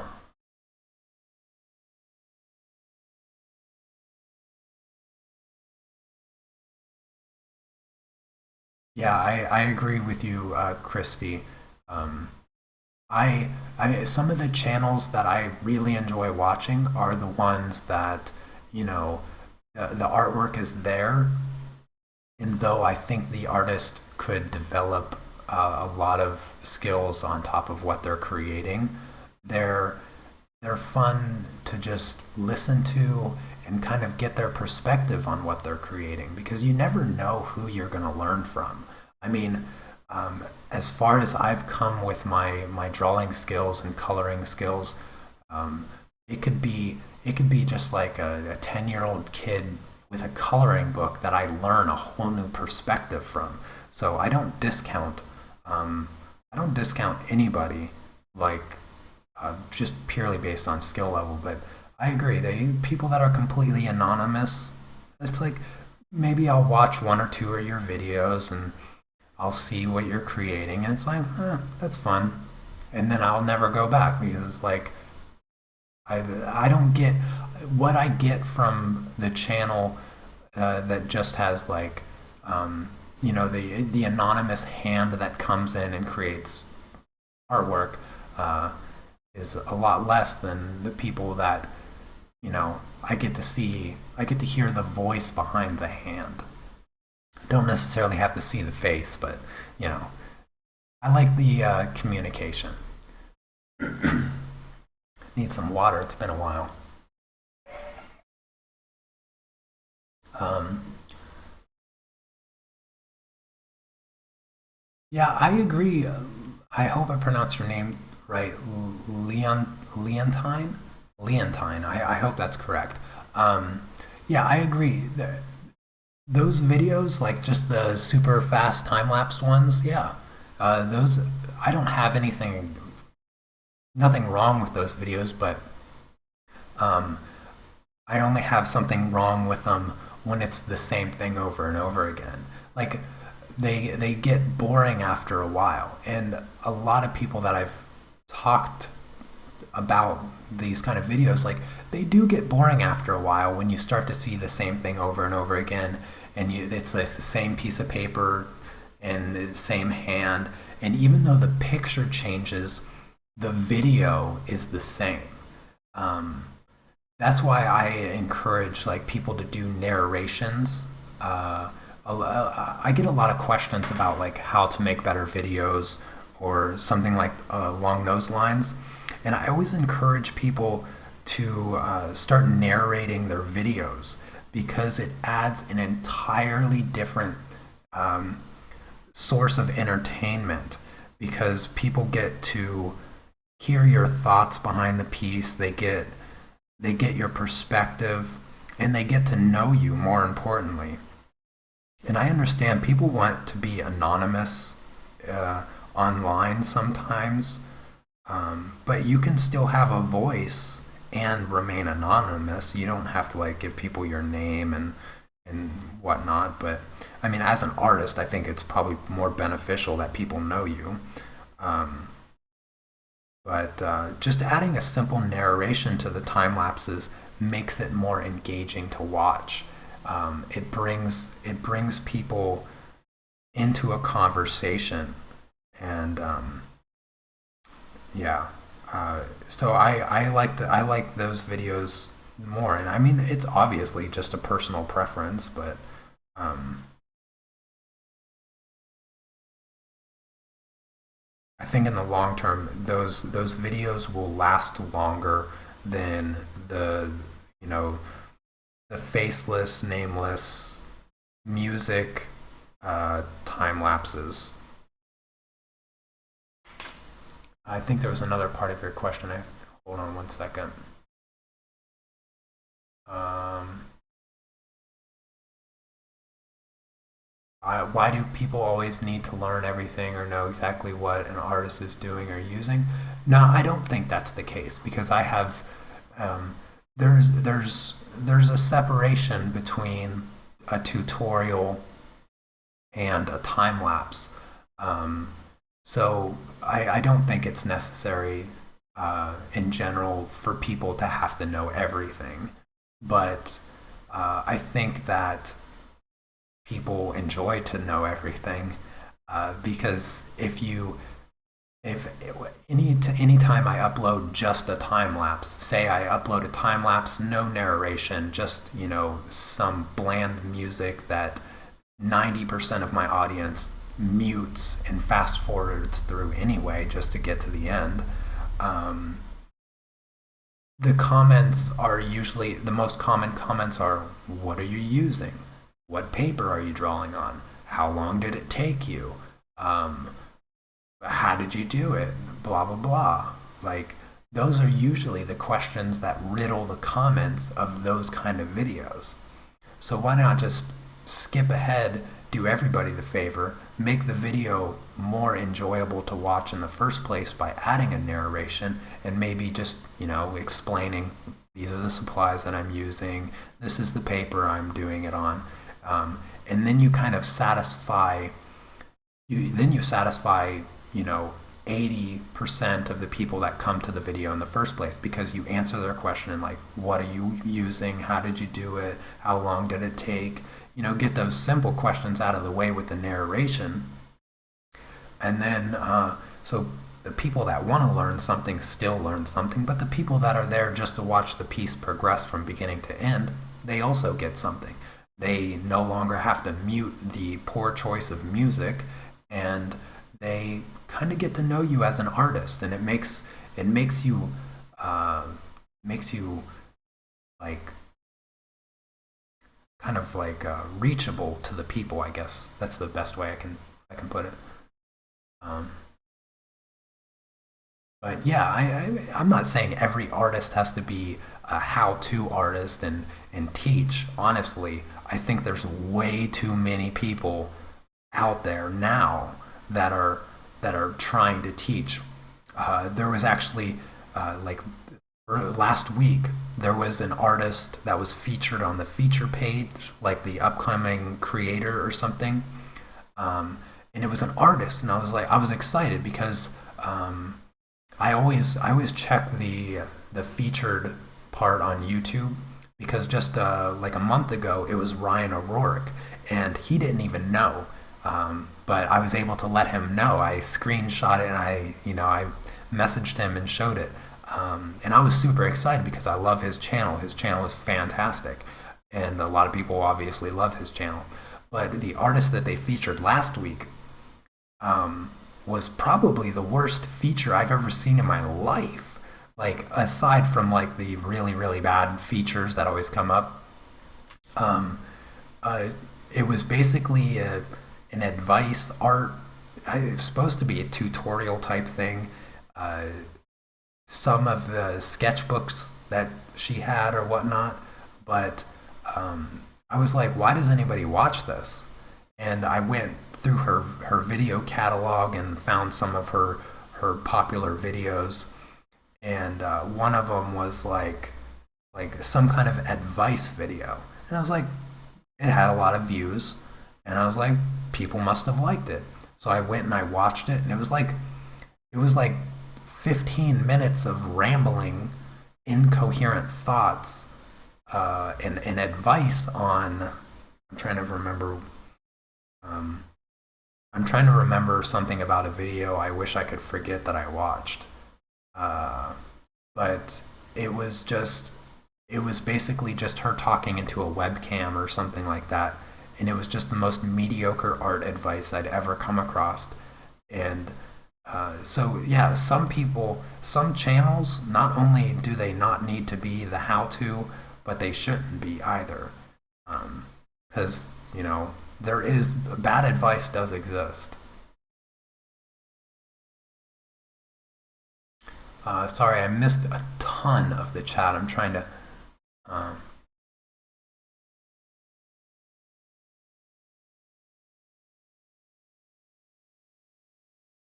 uh, Leontine. I really hope Leontine. I hope that is how you pronounce your name. I'm almost certain that I know your channel. Um, but part of the so back kind of going reverse now with the question that I had about like why I started YouTube and whatnot. Um, I am super introverted as well. Like, so I'm right there with you. Um, and part of what kind of brought me to YouTube is almost therapy for myself to force myself to put myself out there and and be less introverted and kind of connect with people and um, just see how people respond. And I can't say even one bit that I regret it because it's been so nice to kind of put myself out there. And I don't think that you'd regret it either. Um, maybe try one video.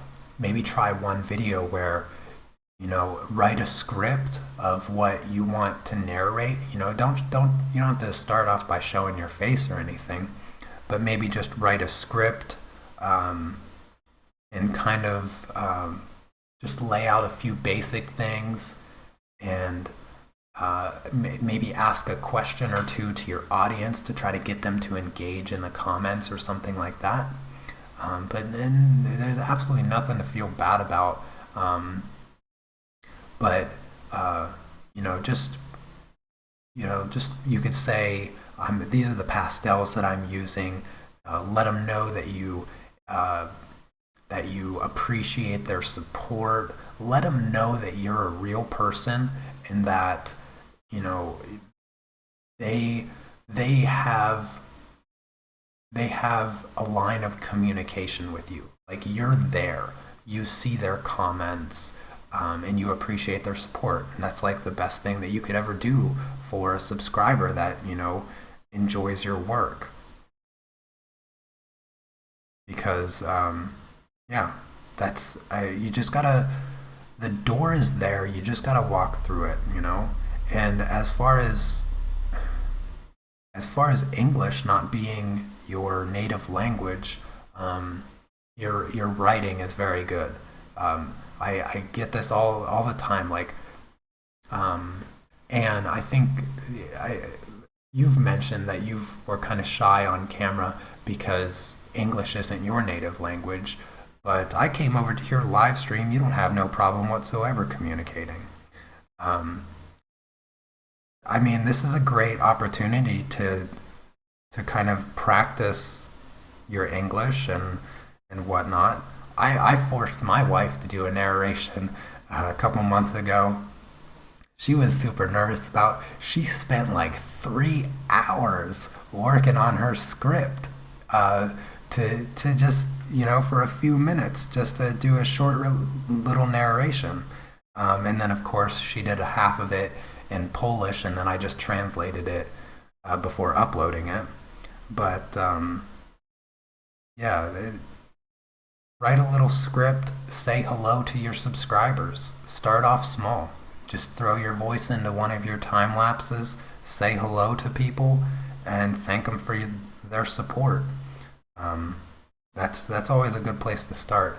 I haven't been drawing a whole lot, but let me try to catch up with the chat here because I know I'm super far behind, and I feel like I've been rambling on for quite some time.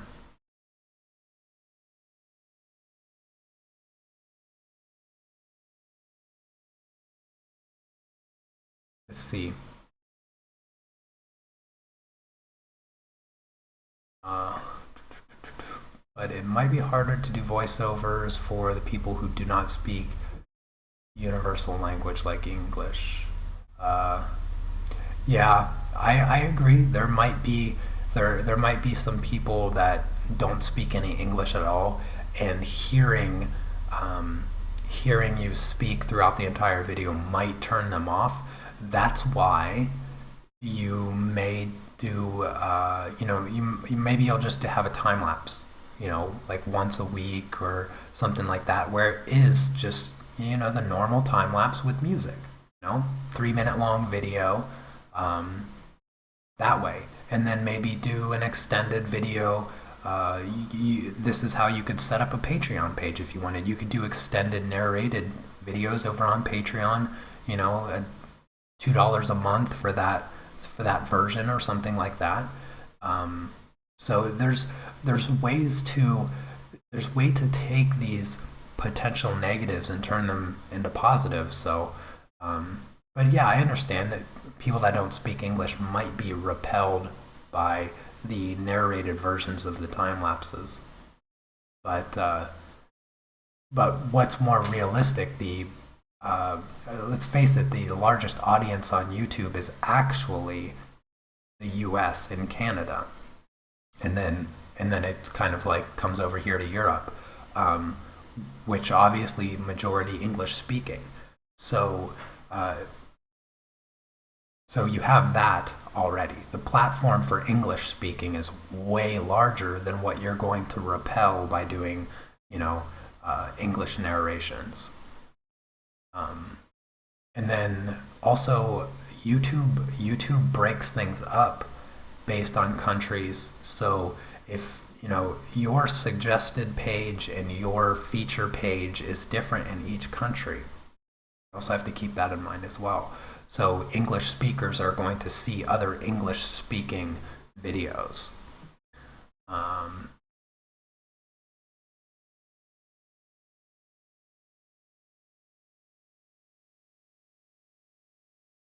yes, Christy, you did start doing your voiceovers. You have a very lovely voice too. So um,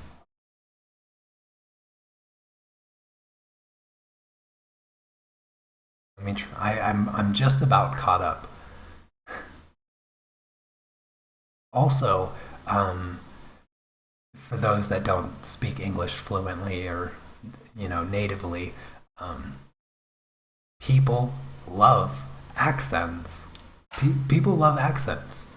So you can use that to your advantage. Your U.S. audience, you're gonna get all kinds of compliments on your accent. Just in your first narration, you can apologize.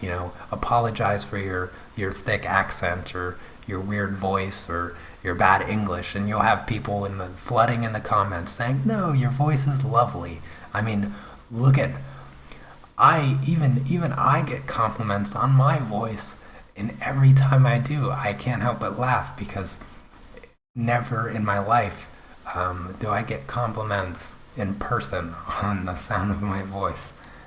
Even now, it's making me laugh just thinking about. But people like the sound of my voice. I can't deny that. So I used it to my advantage.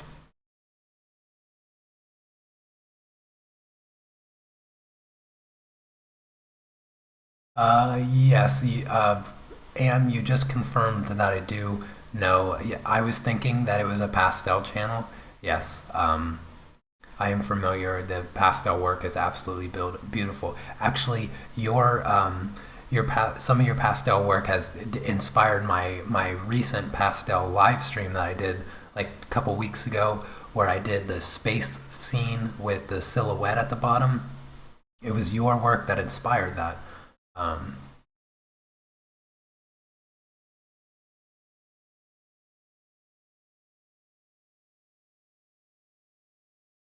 Uh, it could just be like the way the camera is picking up the light. It's kind of hard to get the real version of this drawing with the camera. But no worries, sniper. I don't. The face is fine. It's probably just the camera. Um, Yeah, Leontine. Yeah, just write up a short script, and you can build on it each time. Maybe break it up into kind of a basic introduction, and then maybe like a list of supplies that you have in the drawing, and then maybe just write out a paragraph or two about what inspired you for the drawing or what your thoughts were behind the drawing, and then you can kind of close it out with a simple thank you for those that support you, and just the simple stuff. Start off small. That's where I started when I first started talking on camera and recording videos. It was embarrassing. It was embarrassing. Um, because, like I said, I'm really introverted as well, but it might not come across on my channel or this live stream right now, but it's taken me a long time to get here, and it just takes practice. And I think that if you practice a little bit, you'll surprise yourself, and I'm sure that your subscribers will love it because anybody that watches your videos already loves your videos, already loves your work. So when they get to hear your voice and they get that thank you, they'll love it. So um, I hope to hear your voice soon because I am subscribed. I watch your videos. So, and I loved your you just did a you just uploaded a bunny. Like, I think that was your last video, the bunny. Super adorable. I was actually gonna do a bunny next week, which I had planned for like a month now. So seeing your video, uh, like perfect timing. Um,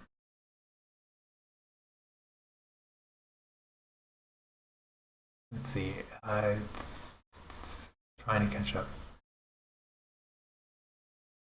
Yes, I agree with Anne Leontine. Your written English is just perfect. So if you were to write a script and read it, you would have absolutely no problem whatsoever. Uh,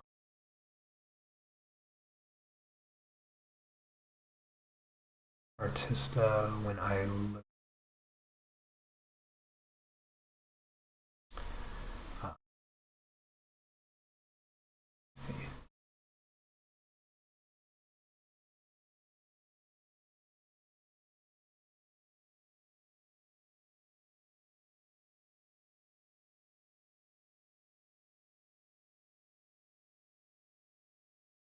Yeah, Leontine, don't worry about dislikes. The funny thing about dislikes is this live stream had a dislike before I even started recording.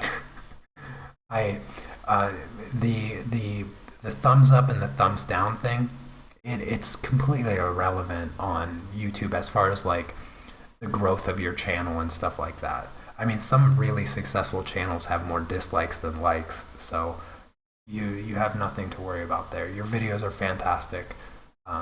As long as the views are there, that's what's really important.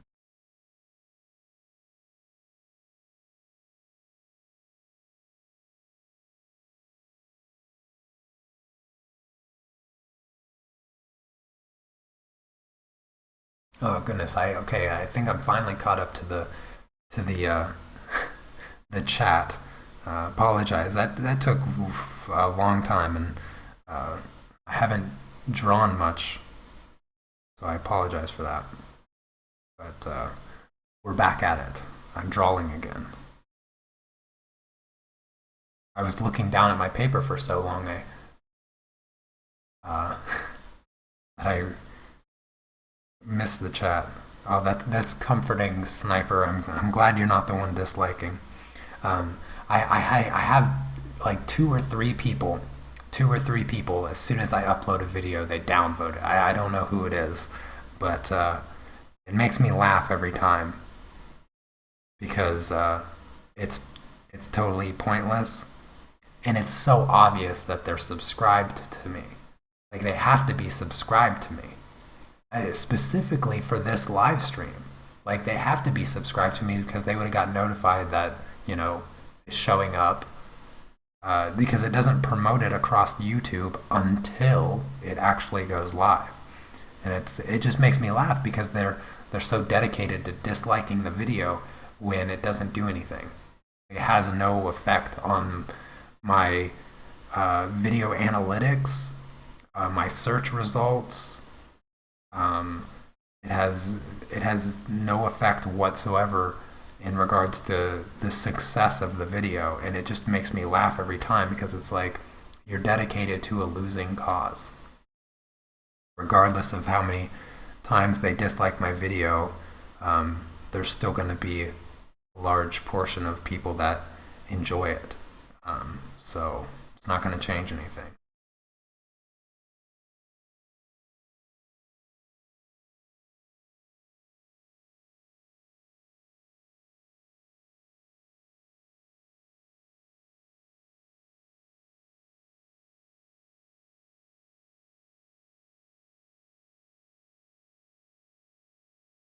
I have so this part of her arm and her shoulder up here are pretty much just kind of like darkly shaded, so I'm just going to fill in those spots real quick because it's kind of simple.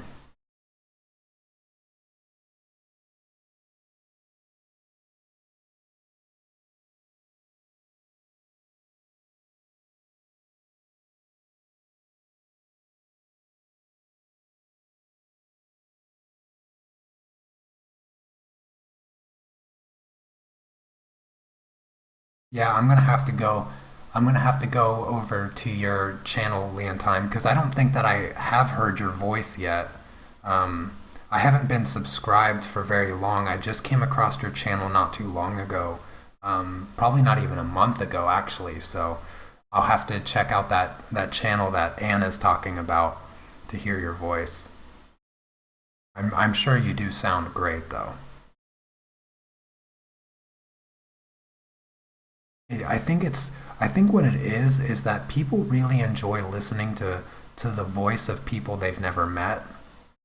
I mean, obviously, there's going to be a limit to that, but like a voice that they're unfamiliar with, and it's kind of soothing to experience that new voice.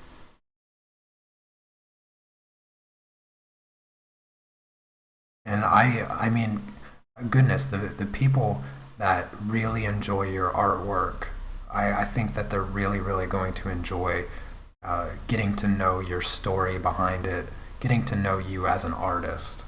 I mean, I think there's a lot of positive that would come from your narrations.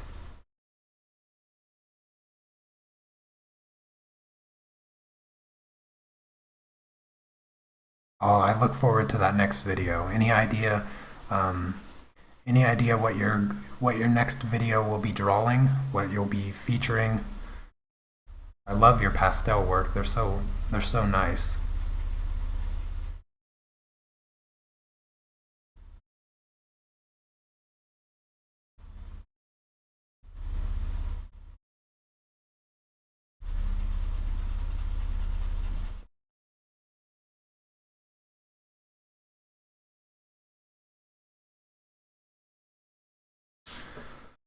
Alrighty, let's get some of these dark values in here.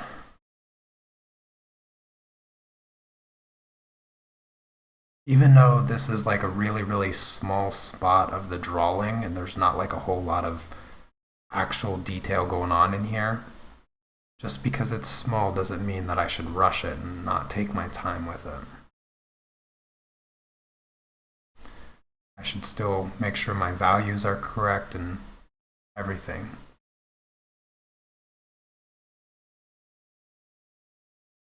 Because it's a very subtle kind of part of the drawing, but in the long scheme, it's very important to make sure each aspect is correct.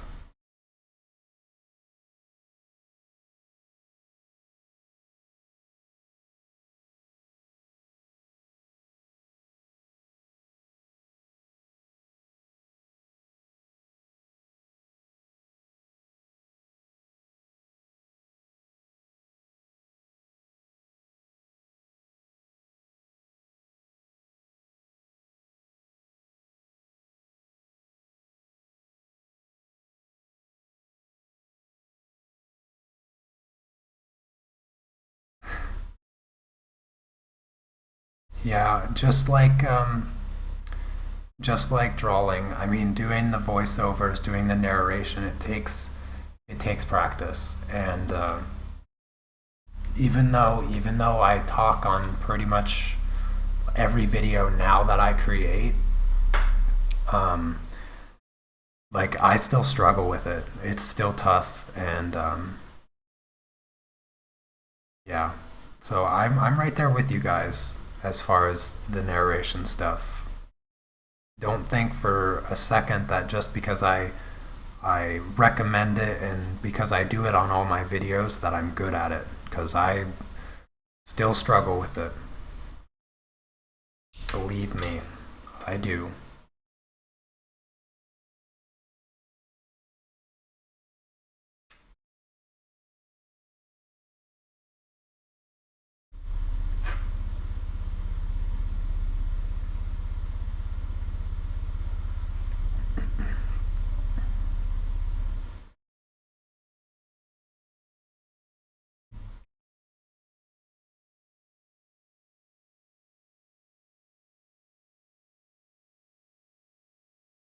Hmm.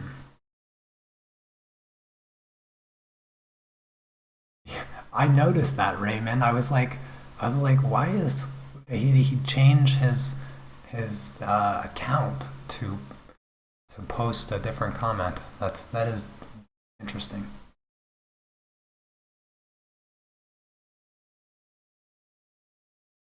A nice horse silhouette would be really cool.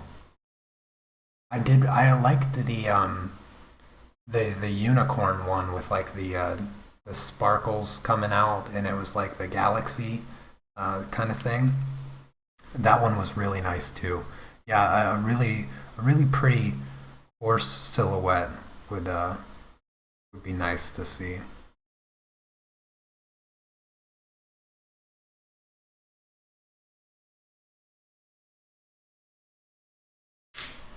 Okay, so this back part of the shoulder here is really really dark.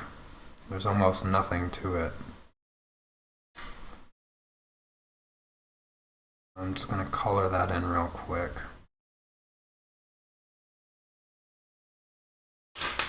Add a nice sharp line around the edge. I'm kind of off camera. The powder blender. Yes, you're right. I haven't uploaded a video yet. I did. Yeah, you're right. Okay, you're right about everything. I did use the powder blender. I haven't uploaded a video about it, and I didn't use polychromos. I only used luminance. Uh, so the great question. I'm glad you brought that up because I have the drawing over there, and I considered setting it over here so I could put it into the live stream, but then I decided not to because I can't stand looking at it. So if anybody is unfamiliar with the powder blender, it's by Brush and Pencil, and it's totally different way to blend colored pencils. It almost transforms your colored pencils into pastels. I don't know how I forgot that word. And I did a little scene. Oh goodness, it's just sitting right over there. I'll be right back.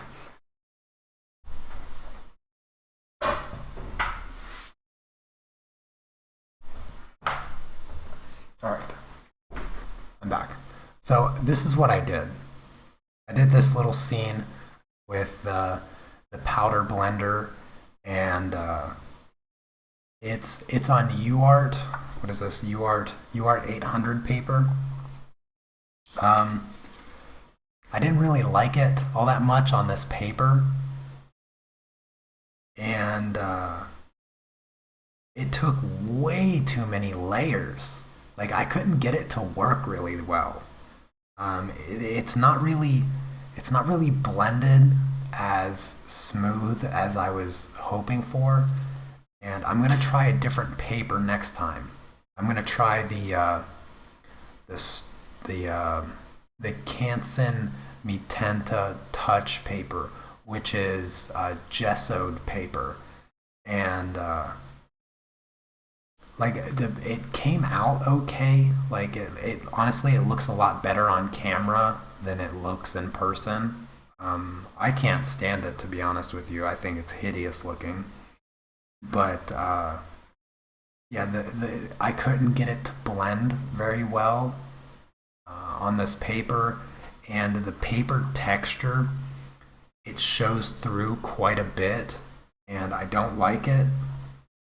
So I'm hoping that a different paper is going to make the difference, and I'm also going to buy polychromos finally after like forever. But it was certainly an experience. I was able to cover up the paper fairly quickly, and it does have some soft texture that I really, really like. But I am miles away from using this technique on a portrait the way Alona uses it. I am just so far away from touching a portrait with this technique. But I really liked the using the powder blender, or not the powder blender, but the titanium white with a sponge to create these highlights on the clouds. And then also I used some of the touch-up texture and a little paintbrush to create the lightning strikes, which was great. But that's about it. Like that's it. I don't really like it all that much. Let me go back to some of your questions I missed. Yeah, I was thinking that the main problem is probably the pencils that I'm using. So I didn't look down on the powder blender. It was my first time using it, and I was a bit lost.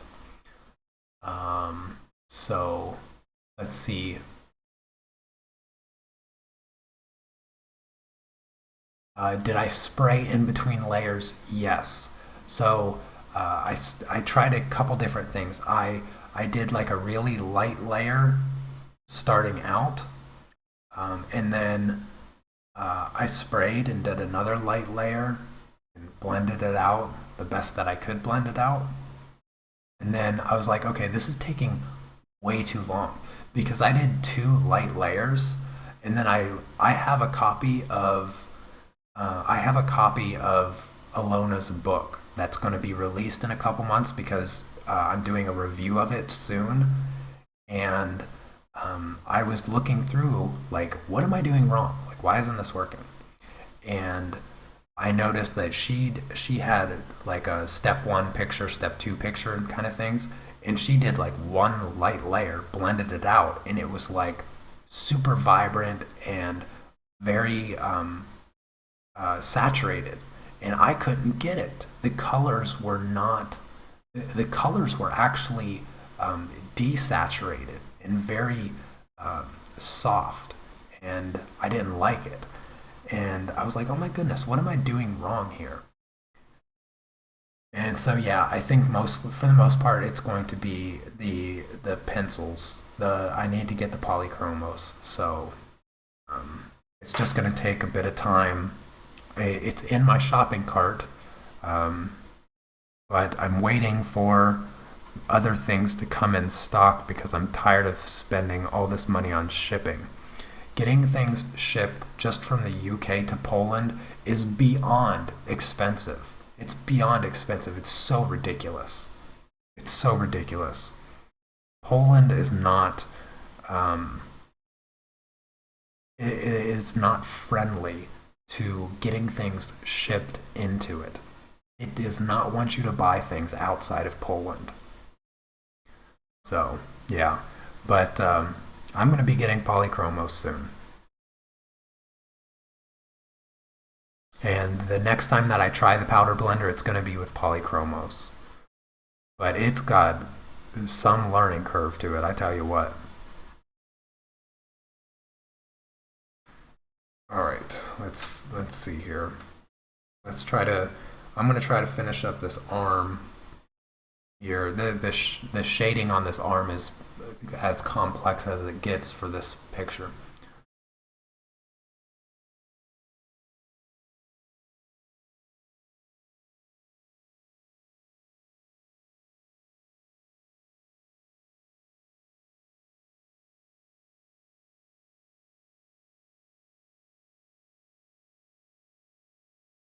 But yeah, it was an experience. It honestly it took way too long for for me to complete that piece because I was so lost. I didn't know what I was doing, and I watched Lisa's tutorial video on it, and I took what I could from that video, um, and uh,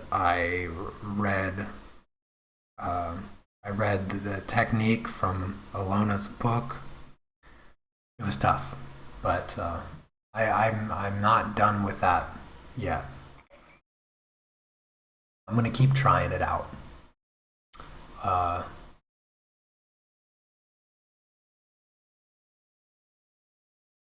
yeah, I haven't tried the Fisher 400 paper. That's probably the paper I'll try um, after the Matenta paper. So there's a few papers that Alona recommends in her book. So I'm gonna try those out, and the Matenta paper was the first one on the list. So I thought I'd go ahead and try it out.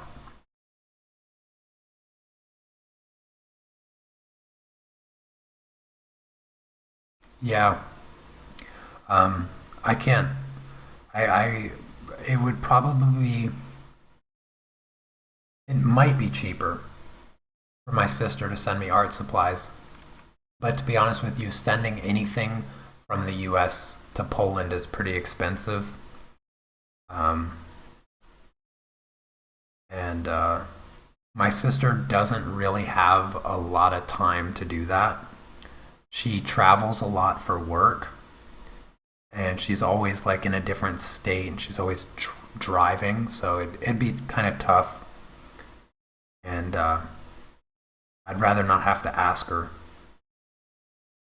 and I don't think I'd save enough to make it um, any less painful.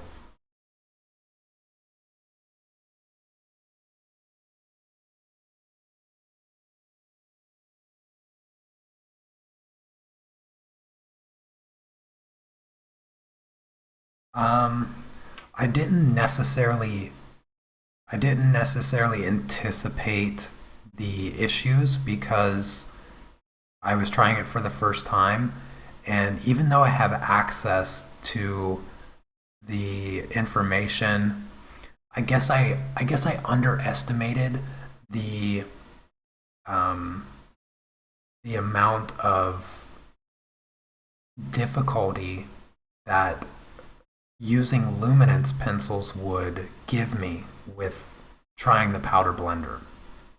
Um, I'm not.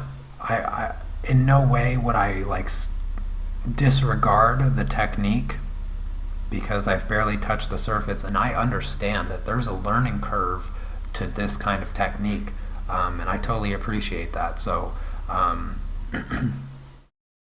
um, even though even though my first experience was pretty bad, I'd have to say that my first experience with pretty much everything was pretty bad. I mean, look at the first time that I tried pastels. The first time I tried soft pastels, that piece came out terrible. But I still love pastels, and it just took a little bit of extra practice to figure out like the right techniques, and that's what I need. Um, I won't do it on the UART paper anymore for sure. I do not like the texture. Now the UART paper for pastels, psh, love it, love it, but not for the color pencil work, not at all, because the sandpaper grain shows through, and you don't get that with pastels. So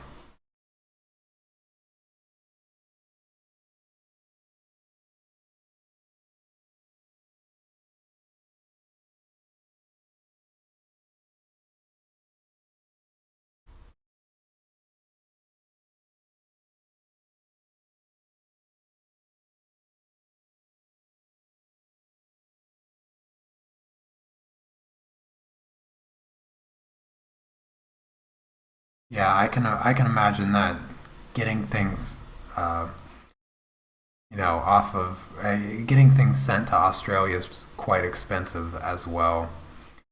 It's just it's so ridiculous because the UK is like it's not even that far away from Poland, and the shipping cost is just ridiculous.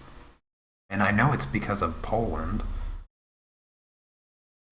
but yeah, Australia is probably worse. So I feel your pain.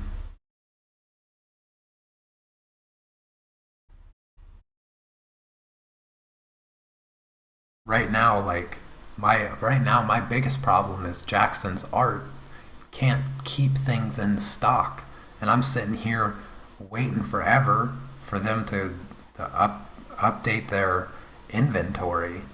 They're taking forever. It's driving me absolutely crazy because every day I log into my Jackson Art account, I check my um, I check my shopping cart um, to see if I can finally, purchase it because um, back ordering, I wouldn't have any problem whatsoever back ordering my supplies. But Jackson's doesn't let people from Poland back order. I don't know why, but so I can't order the supplies. I literally have to wait until they update their um, their inventory on the website, and I can't do anything. And it's driving me absolutely crazy right now. Um, but yeah, it's frustrating. I wish that there was better art stores here in Poland, but unfortunately, I mean they carry some stuff, but nothing really that I use. Fortunately for me, though, they do offer the the individual sticks of pastels of the Unison brand. So at least when I get my Unison pastels, I'll be able to replace a few of them that I use commonly or whatnot. They don't have a huge selection. They only have about maybe, I don't know, maybe 30 or 40 or something like that. But at least they have a few of them.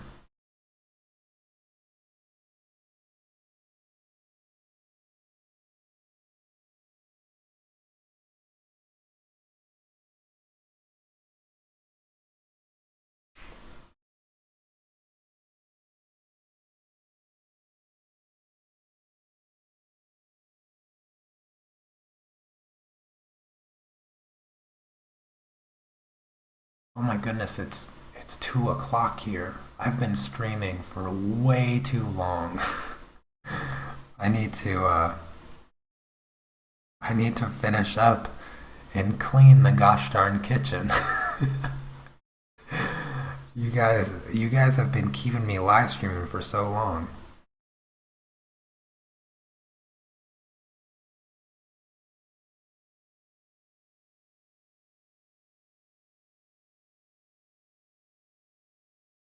I don't know if I'll even finish up this arm. Let me uh let me do a little bit of blending here.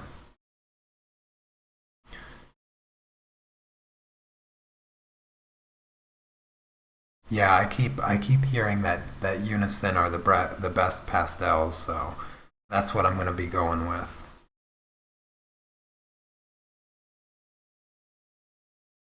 I've I've outgrown my Faber-Castell pastels. I'm also gonna get the set of the Carbothello pencils as well. Test those out. Add some more colors to my collection. My shopping cart right now on Jackson Art Supplies. Um, it's scary. It's gonna be scary to hit that pay button. I might just record. I just might make a video clicking that pay now button because it's, oh goodness, it's the most I've it will be the most I've ever spent on art supplies at one time. I'm gonna have to set up a fundraiser to pay rent next month because of how much these art supplies cost.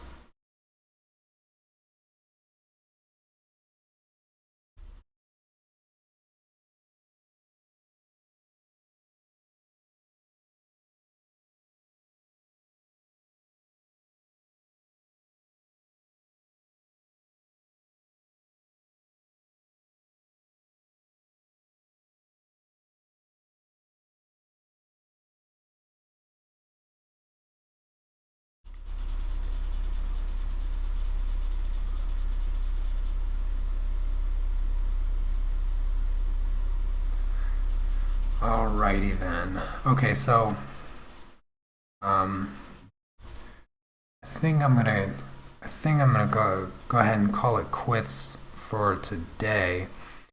I got quite a bit done. I kind of expected to get more done, but there was that period of time where, like, I was trying to catch up with the comments, and I didn't draw for like a half hour or something.